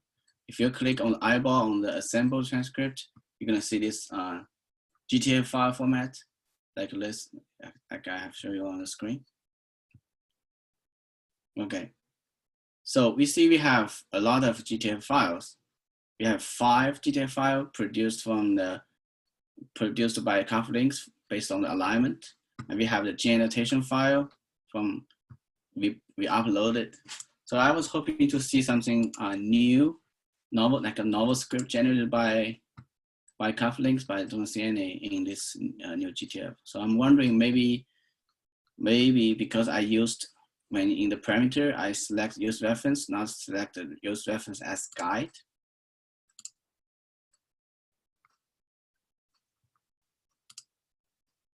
Here like this. So if you're running,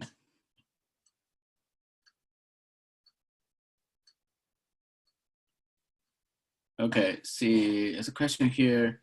I'm confused by reference annotation and reference sequence data. May I see parameters again?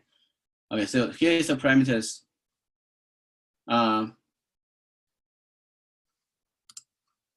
So first you select all the BAM files, and those max intron length of things, just keep them as it is. And use reference annotation as a guide. So this case, gonna ask you for the reference annotation. In our case, it's gonna be the first file, file 1, geneannotation.gtf. Then basically other things can be leave as default. And reference sequence data. So when talking about sequence data, is a FASTA file. So it's from the history, and you select the reference.fa.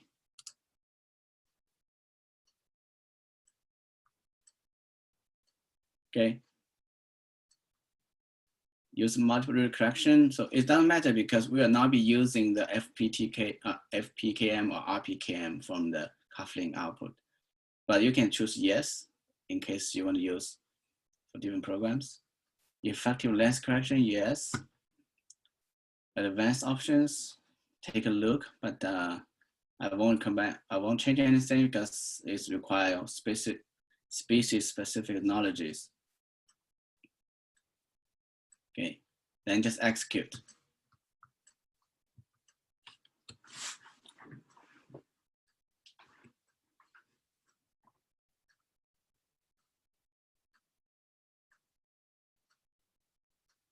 Okay, it should take just 1 or 2 minutes to finish.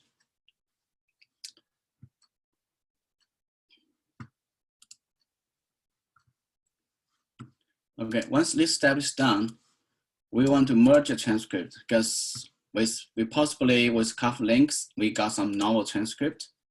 So we want to merge those into the pre-existing one. So make one single gene annotation file. So we're gonna be doing this with cuff merge. So let's search here, cuff merge on the left side. Do I see cuff merge? Okay, RNA-seq cuff merge. Okay.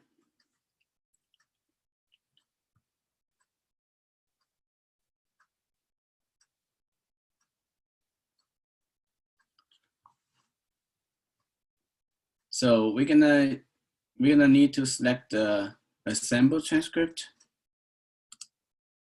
Oh.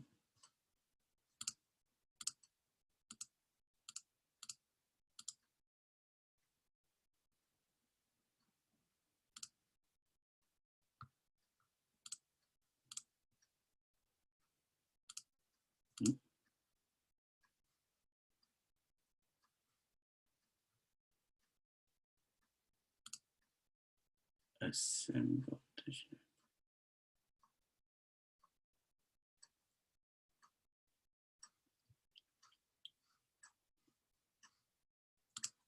Okay. So we want to select once. So first, we want to select all the assemble transcript, but not the skill transcript, and the gene annotation file we provide as a file 1. So we want to combine all of those together. 1, set 2, 2.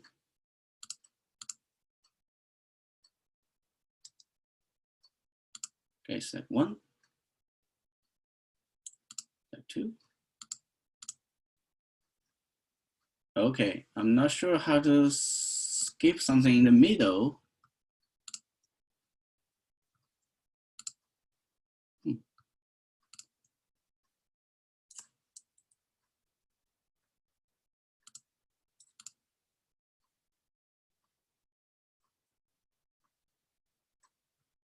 Okay, so yes, press Control key. Let's see if it works for me. Skip.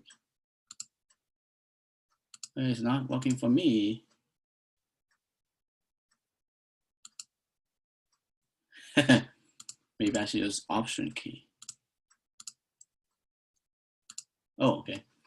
So someone saying Control key worked for them. It's good. Yes. So on Mac you have to use Command. Okay, I'll use Command. Command. Okay, select the gene annotation 2. Actually, use reference annotation. Okay, if you don't select gene annotation here, you're gonna provide it on the use gene reference annotation. Use sequence data, in the history, in the reference.fa.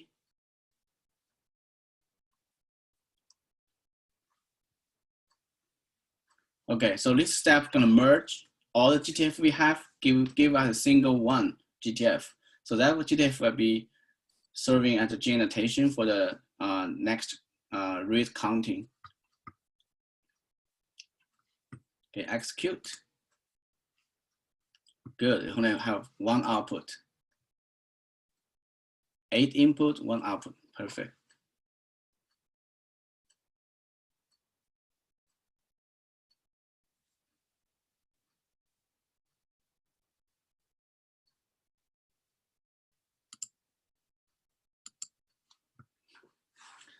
Okay, it's finished. Let's take a look.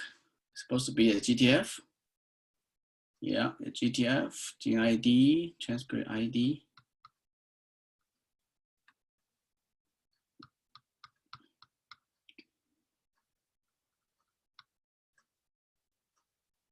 Wow, do we see something new? Okay, so when you run merge, it's actually get this from cufflink. So cufflinks actually assign a new gene ID for each of those genes. To go back to the old ones, you have to check the gene name. So instead of put this one in gene ID, it gives it gene name here. Because it might be useful because when to go to next step for the counting, and you want to focus on the gene name or want to focus on gene ID. Okay. Great. So we have produced one single GTF for the downstream analysis. And next, I'm going to use EdgeR. It's one of the popular tools for running differential expression analysis. And based on the paper I showed before, the paper with really long titles. So EdgeR is actually better performance than others. Okay, let's search EdgeR in the tools. I'm gonna see.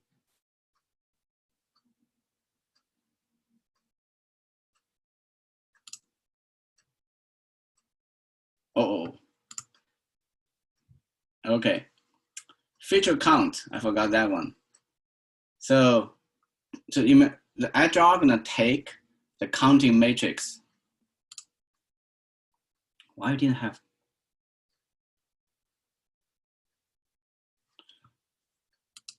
So EdgeR gonna take a counting matrix, the raw counting matrix. So before we do that, we need to count for each of the alignment file.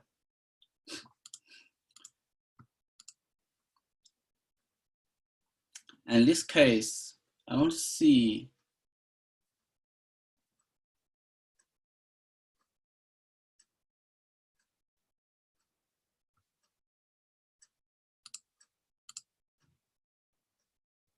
okay. Select all the BAM file, unstranded, locally cached gene annotation file. Yes, it's gonna be in your history, and it is the merged transcript because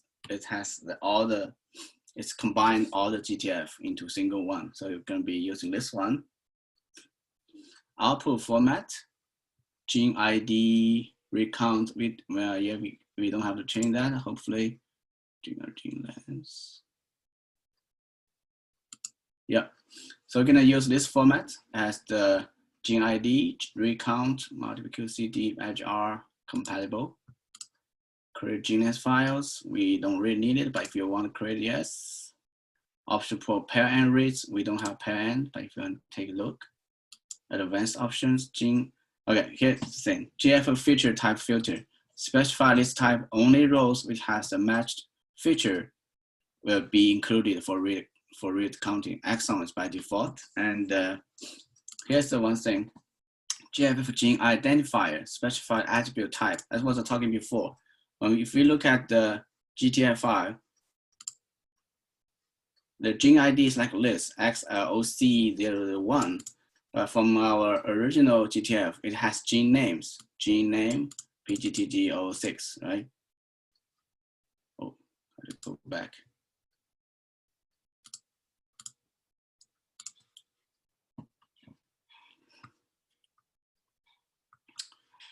Options, so exon gene ID.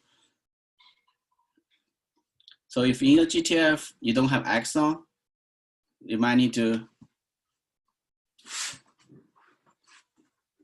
Okay, the question is, which gene annotation file are you using here?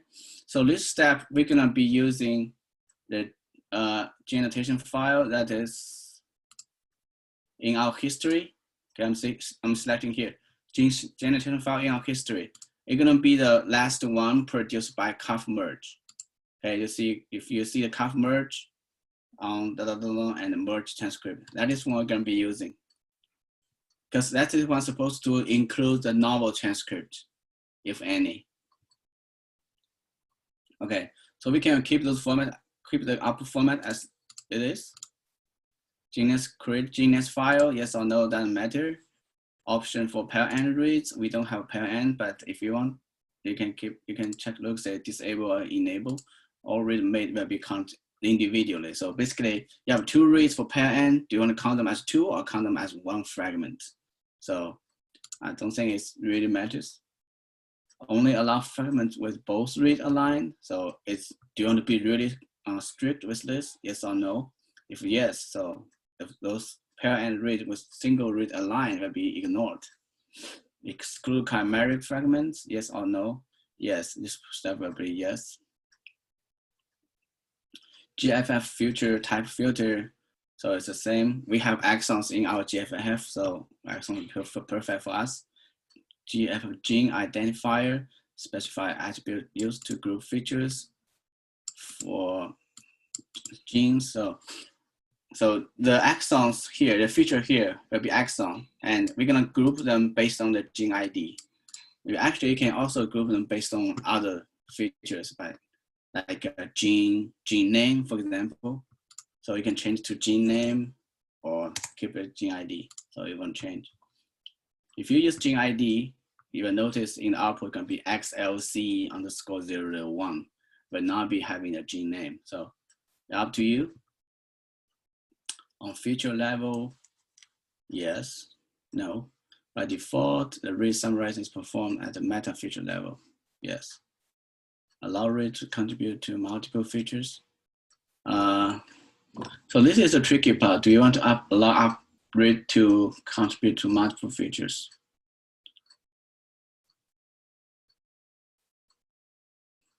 We can be strict, say no. Count multiple mapping read of fragments.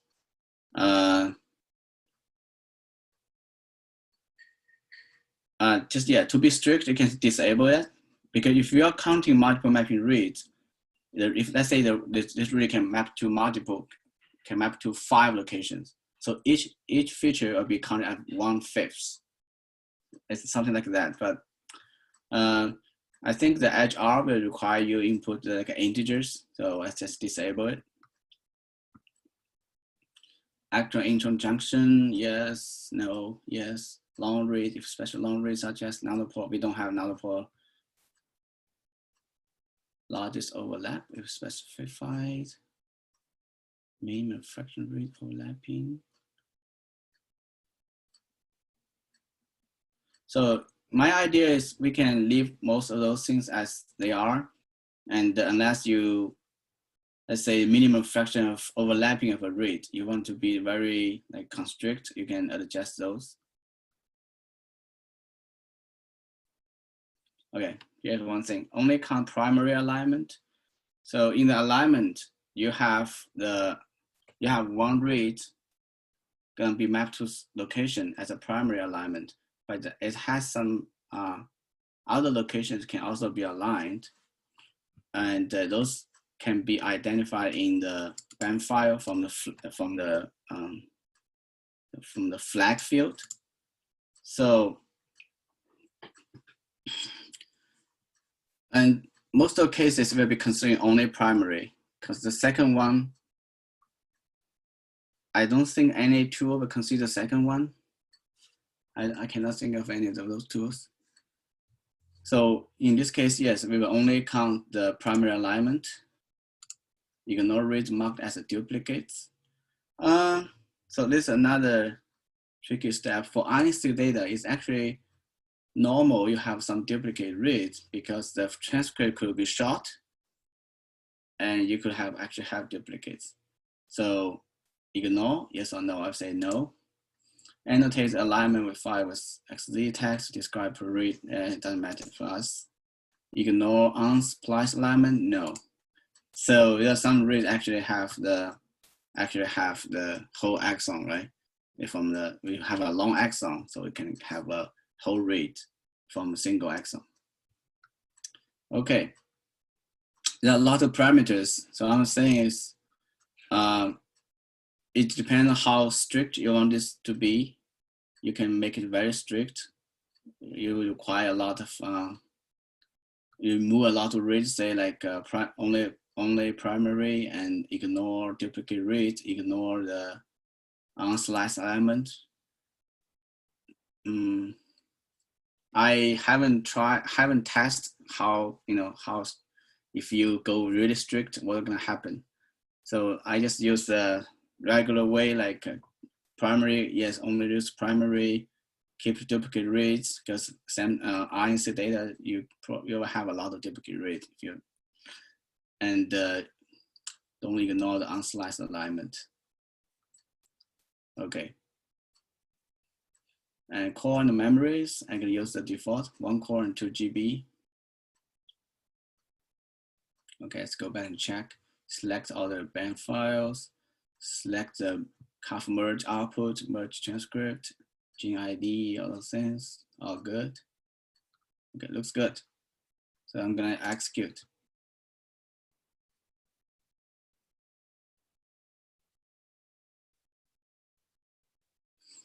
Okay.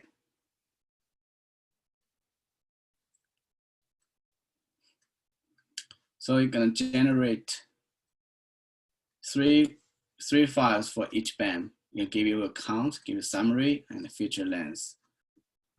We can, well, pretty good, pretty fast.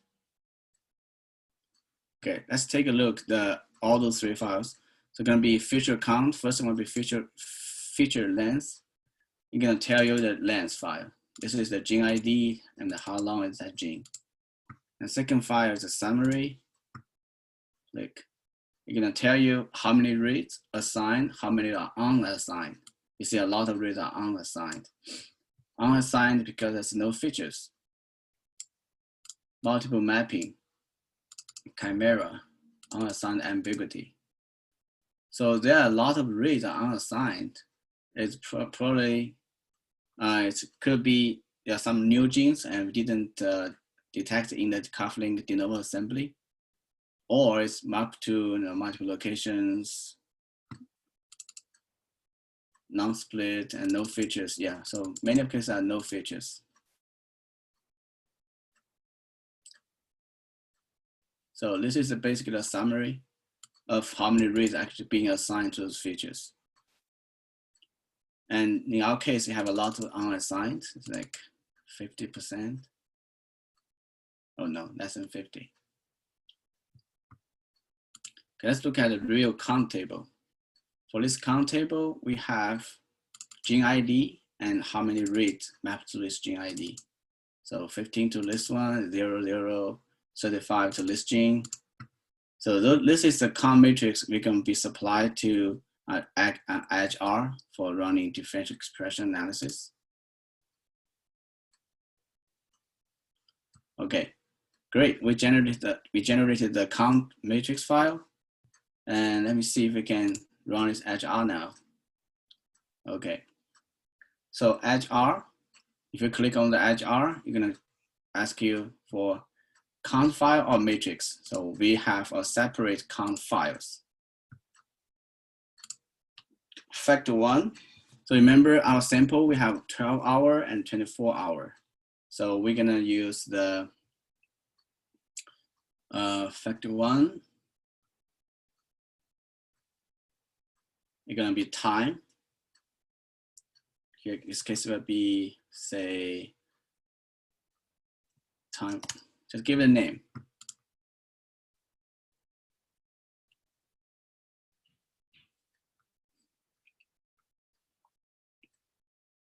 Okay. Group. We have 24 hours. Say I'm going to say H22 is 14.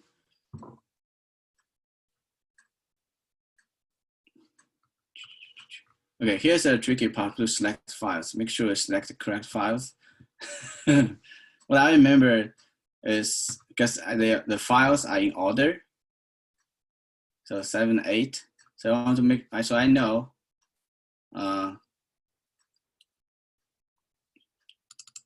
So the first 3 files will be 24 hours, if that's correct. And group 2 will be 12 hours. So let's select the count table for the first 2 from this 85, yes. Then for the H12, we're gonna be after 85, 82, 70, and 76.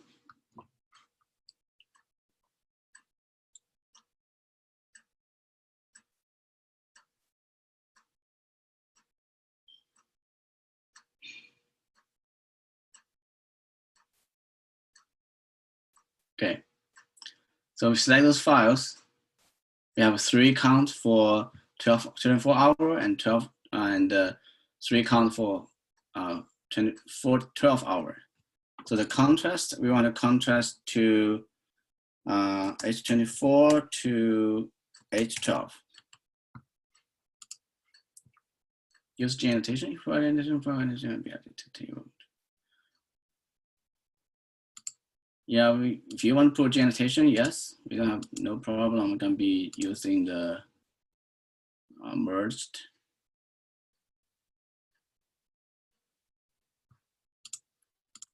I don't think gonna be very helpful though. Okay, we have contrast interest will be 24 hours to 12 hours. So basically, the saying is you use which one as a base, right? If order is, okay, example here, mutant to wild type. If the order is mutant to wild type, the fold change in the result will be up and down in mutant in relative to wild type.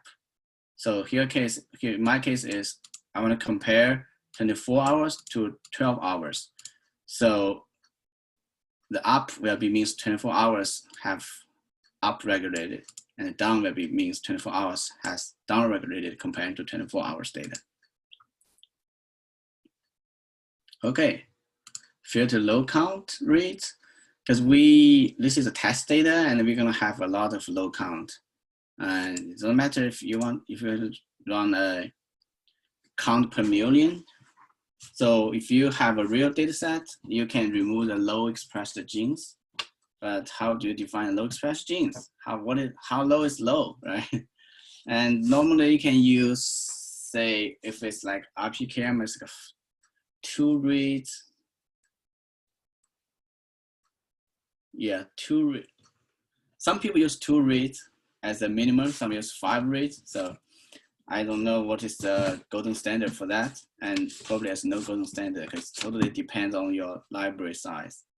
So for my case, because I know it's a test data and I don't have as many reads there. So there's gonna be a lot of genes with low count. So I don't want to remove those. Output options. Output a normalized count table. Okay, if you want a table, you can say yes. Output R script. So this is the R script actually run the comparison.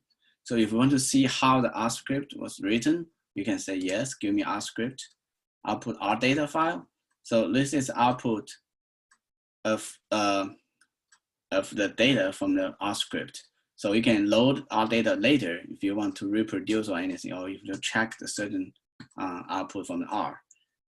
The R might give you a final output, but the intermediate files are going to be saved in the R data. If you want to check those files, you can have this one too. And you can load into R later. Okay. So those are up to you. If you want to get the count table, say yes. If you're going to get the R script, say yes. If you want to get the R table file, R data file, say yes. So they're up to you. And this is the moment we're going to see the output of the differential expression. Let's see.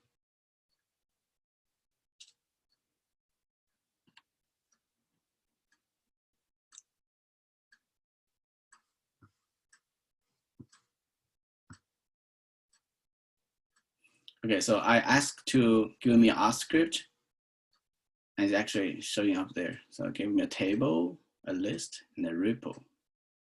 Okay, let's look at the report. MDS report, BCV, tag-wise common trend, raw squeeze the trend. You know, this, so don't pay too much attention to those because this is the test data and it may look weird to you. For example, here, the first plot, MDS plot, we have the red ones, and have the black ones. So in theory, you should see the red goes to cluster with red and the black cluster with black. But in this case, you see as one sample actually went close to the red. Looks like you have 4 samples are together and 2 samples are separated. So it means it could be some problem with the data.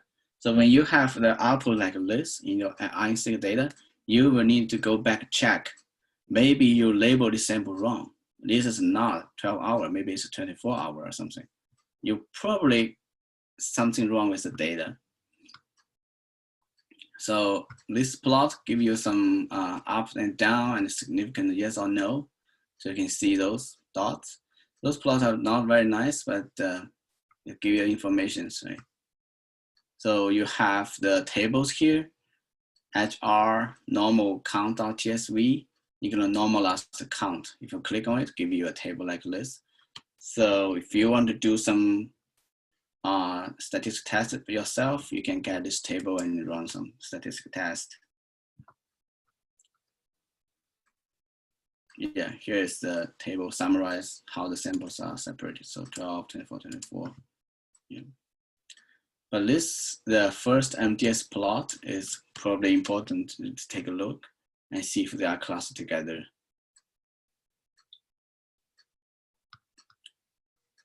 Okay, so see, this is the, or you already have the final output basically. And let me see where is the this is the report. Okay, yeah, from the report. Oh yeah, HR H24 H12.tsv. Okay, so this is a file we talked about before. You're gonna see the format looks weird. Oh, okay. So it's supposed to see the p-value, the log FC, log CPM, the f value, and the p-value. So there's no FDR, FDR here. Supposed to have FDR too. And based on the FDR 0.05, you can see how many genes are significantly differentially expressed. And in this case, you can see some of the genes are like that. But a lot of them are NAs.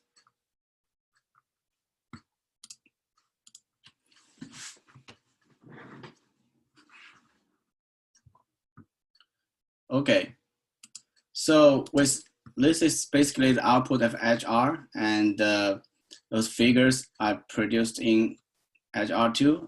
And if you don't like those figures, you can take the data. For example, take this data, based on the p-value and something, you can plot a nice figure. So let's see if we can have I remember in this Galaxy, we have a heat map installed. So maybe you can try to produce a heat map based on,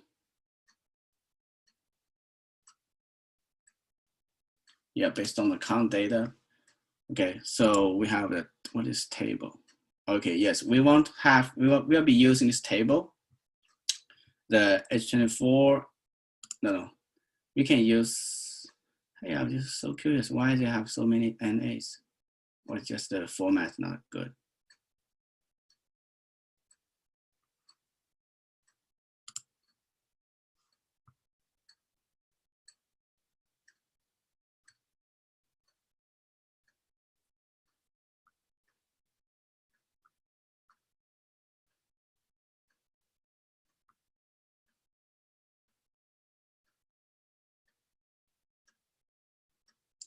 Yeah, so Galaxy is,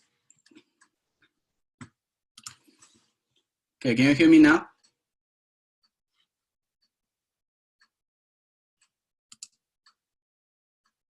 No?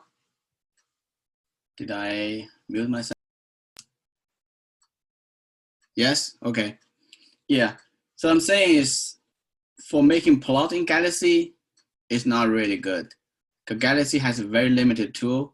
It's not very flexible to making plots. And if you are familiar with R programming, it's much easier to export the data, save as CSV or TSV, then load into R to run some plot. And so the thing is, I believe we have a heat map tool in Galaxy, and if you want to try, you can try to see if you can make some plots. But I don't see very useful data collection. Okay. Tables. Yes, we will be using these tables if we can get this to plot something with this heat map. Plot title heat map.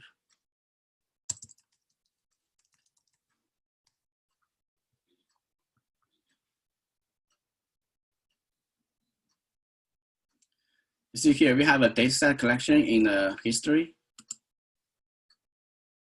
tables, a list of 2 items. If you click on that one, you're gonna see 2 of them. We probably need to unzip this collection before we can use these heat map tools, but let's try it before we unzip it. Because if you don't unzip, this plot heat map tool gonna plot for each of those files separately. Okay, data transformation, plus it is, enable data clustering. Okay, wait, I don't want to change those anything before I want to make sure it's actually working for this heat map tool. So we test this tool once and I don't think it's produced very nice figures. But just give you an idea, you can still try to do something on Galaxy, trying to produce a plot. Okay, give me some arrows.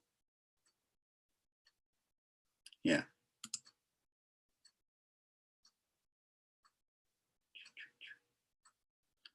Okay, it's not very good. We're trying to use his map here. Delete dataset. I want to delete this one. Okay, unzip collection.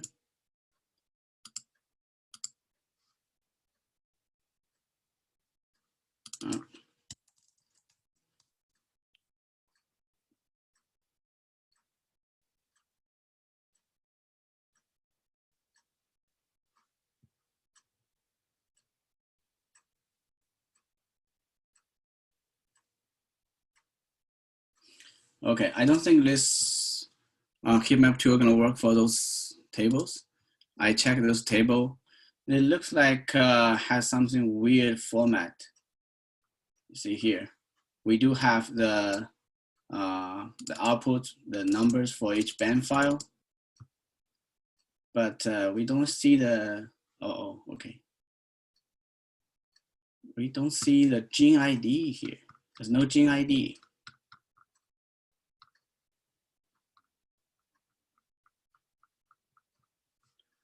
Okay, to check that, let's get back to the count table, feature count. It does have a gene ID here. Gene ID, no problem.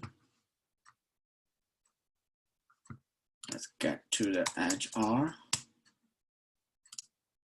Edge R. Separate count. Files, yes, 1 factor. Different time. So I'm trying to see if anything wrong, why there's no gene ID produced there. Okay.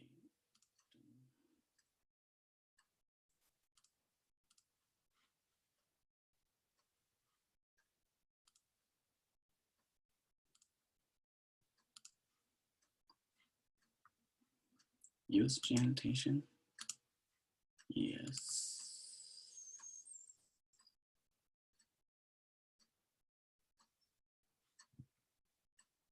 Link.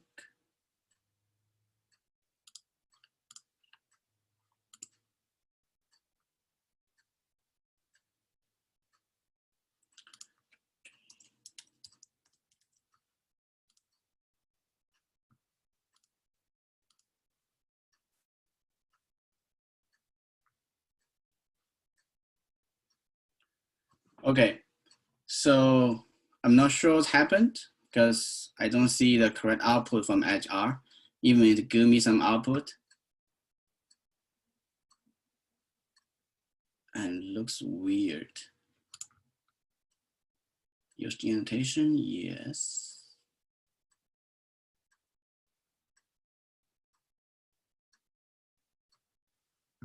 Okay, execute. Let's try it again. I want to see why.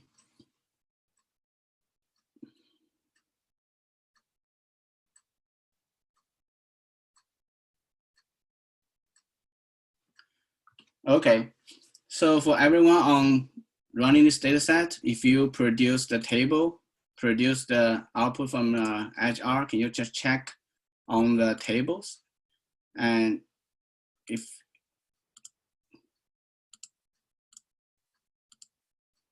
and see if you get something like similar to mine. Okay, there's no gene ID.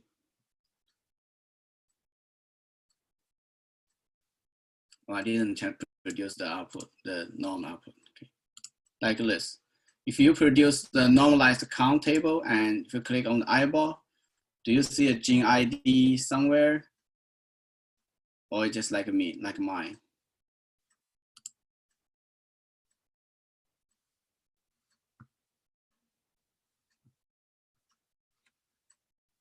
Okay, so good thing is I have a history I have done before, RNA-seq test maybe. Okay, normal count.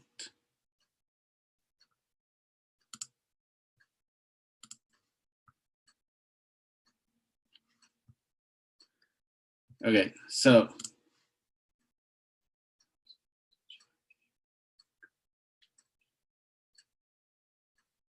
okay, if you see gene IDs, okay, there's one, Kelsey. Mine is like yours, only gene IDs when I do not include the reference genome, reference annotation when using HR. Okay. Okay, so yeah, normally it'd be like this. So you have a gene ID, here, and you have the data like this, this spam and this spam, and what is the normalized count for each table, right? And for the, this is another one. You have a gene ID, have a log fold change, log CPM, F, p-value, FDR. So this is a normal output it's supposed to be seen. And if you don't use the gene reference annotation according to Kelsey. Thank you, Kelsey. So yes, so if you have a table like this, normal count table like this, but I bet you will get tables with two, you will get a data set with two tables together. So you can make them,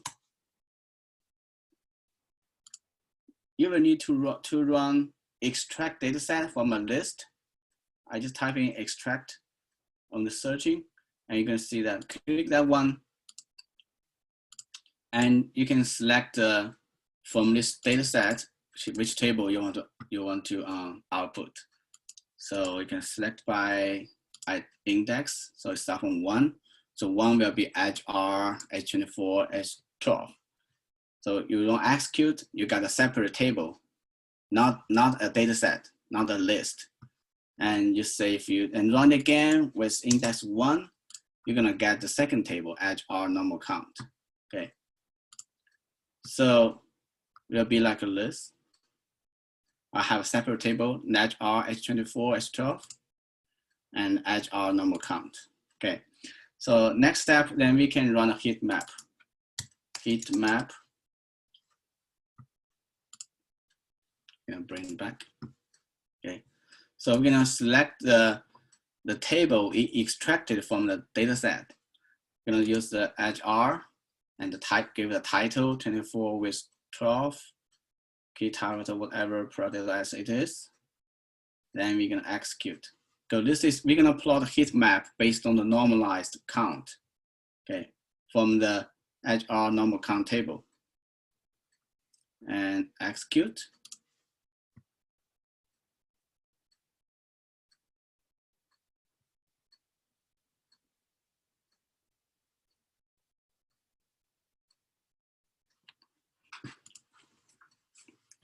Okay, so it's finished. I believe we can look at here. Okay, yes. So you see, I'm saying you can make a plot, but it's not really nice because you don't have the flexibility to adjust, say, the labels, the font size, all those things. You don't even get to pick you can pick colors, but it's not as flexible as you can do in R. Okay, this is for a heat map. Similar thing for the Volcano. If we have the list comparison table with FDR and p-values, this one, we can make a Volcano plot. And I think I have this tool here called Volcano Plot. Type in Volcano, it should pop out. So Volcano Plot, yes. So select this one, and you got to tell which column is the FDR, which column is a p-value, which column is a log fold change, and which column is for the label. So in this case, we have column 6 for FDR, column 5 for p-value, column 2 is log fold change, and the column 1, the gene name is the labels. So the significance threshold by default 0.05. We can just leave it as this. Log fold change threshold to color 1.0. So that means you want to pick the genes that are have log fold change 1 means two times bigger, 2 times up or down, comparing so case to control comparison, right? So point to label. You only want to label the significant ones, that's good. And only show the top 10. Okay, those are the parameters you can adjust for making this volcano plot and execute.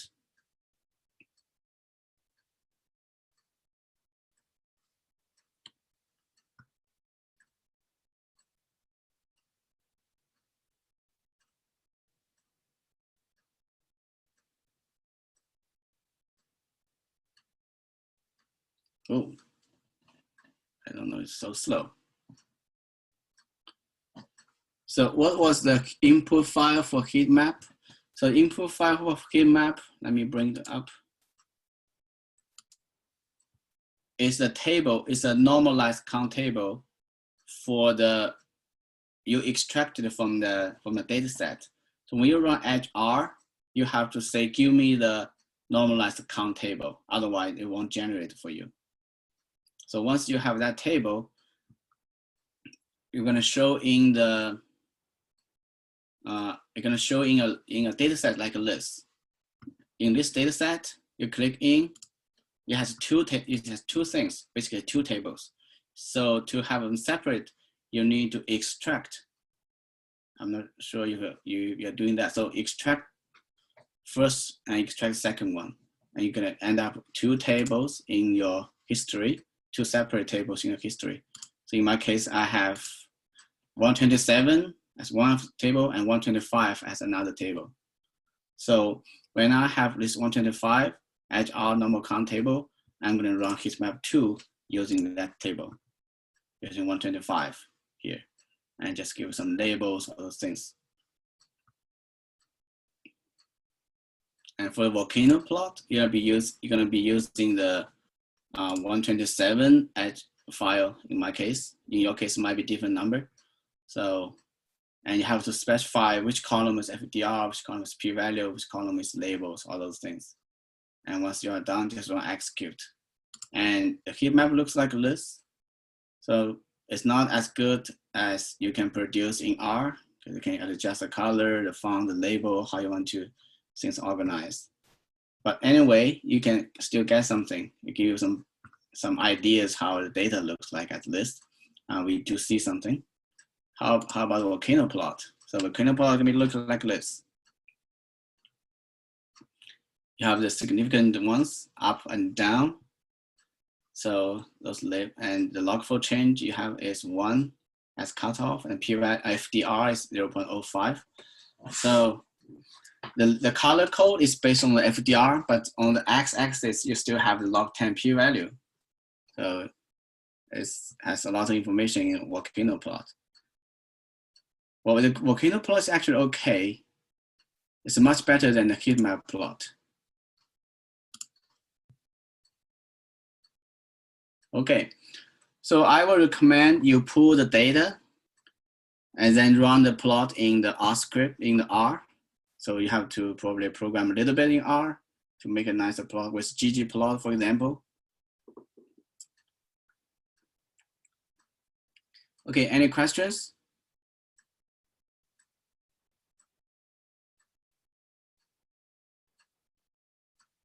Yes, as I'm saying, so the good thing about Galaxy is you have all the data set and all the parameters here. So if you want to reproduce or you want to extract or you want to repeat the workflow, you can easily do that in Galaxy.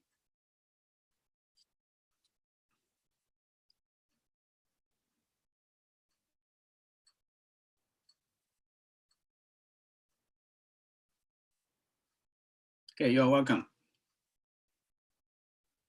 Okay, so yes, if you have a question, you can send emails to us. We're happy to help you.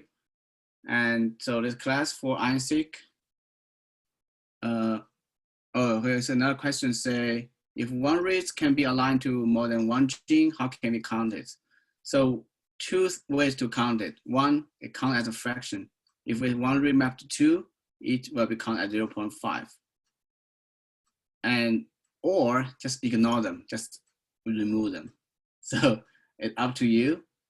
For me, I prefer just remove them. If we want to have genes names instead of gene ID, at which step will we specify that? I think it's at the feature count step. Let me bring up the feature count parameters.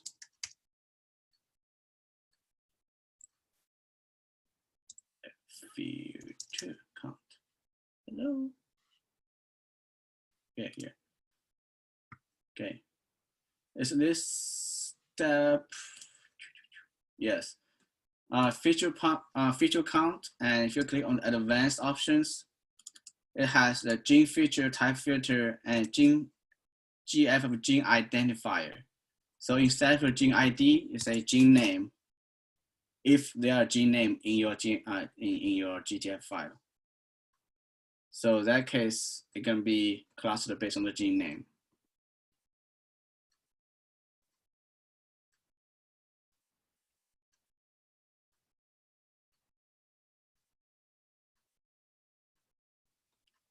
Okay, so thank you very much for attending this short course. And this is the third one of this NGS series. And we have the last one on next Friday.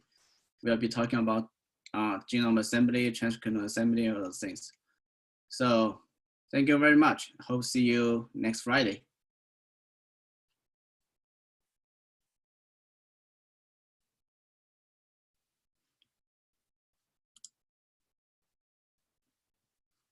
Okay, so the question here, I tried Genome, but I received error. Let me see.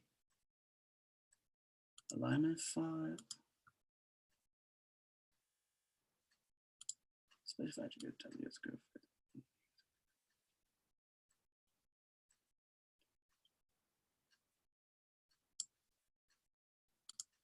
We want to make sure we do have gene in history, merge transcript, no.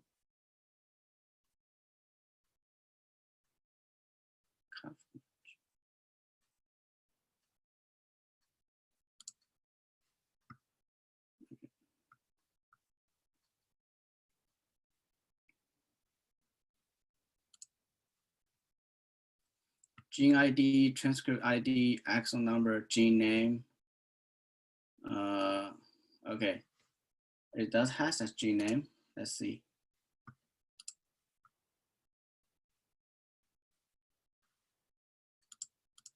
In history, merged options, gene name.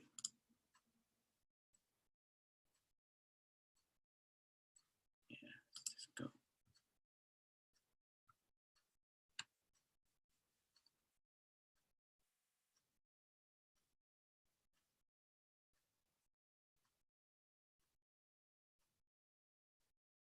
Oops.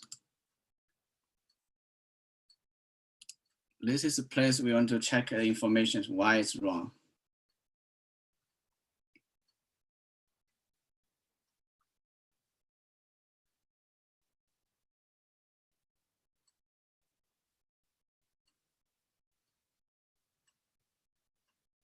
To see, if you click on this, give it arrows and click on the information, you hope to see more details about what's going on with this command.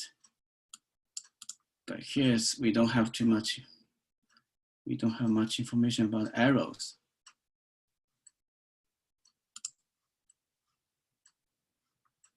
Arrow details, okay. Okay, arrow, you see here. Fail to find the gene identifier attribute in the 9th column of the provided GTF file, specify the gene name. An example attribute gene ID, transcript ID, exon number. Oh. Okay, so for some reason you didn't see the gene name in the, you see here, an example attribute including gene ID, transcript ID, exon number, OID, class code, TSS ID.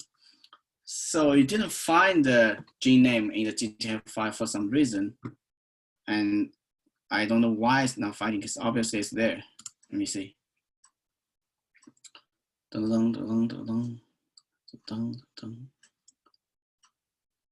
Yeah. I cannot tell directly why it's not finding, but I'll take a look later.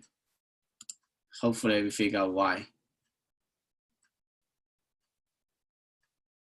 Or maybe it's a bug, who knows?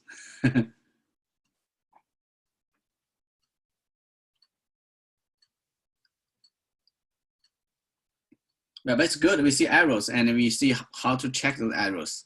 And if it's something we can fix, we fix it. If it's something we cannot fix, we can submit a report or seeking for help. So click on this and click on the bug, and it'll give you this, the bug. Okay, thank you very much. And I think that's all for today's class. Send us emails if you have questions. Gonna happy to help you.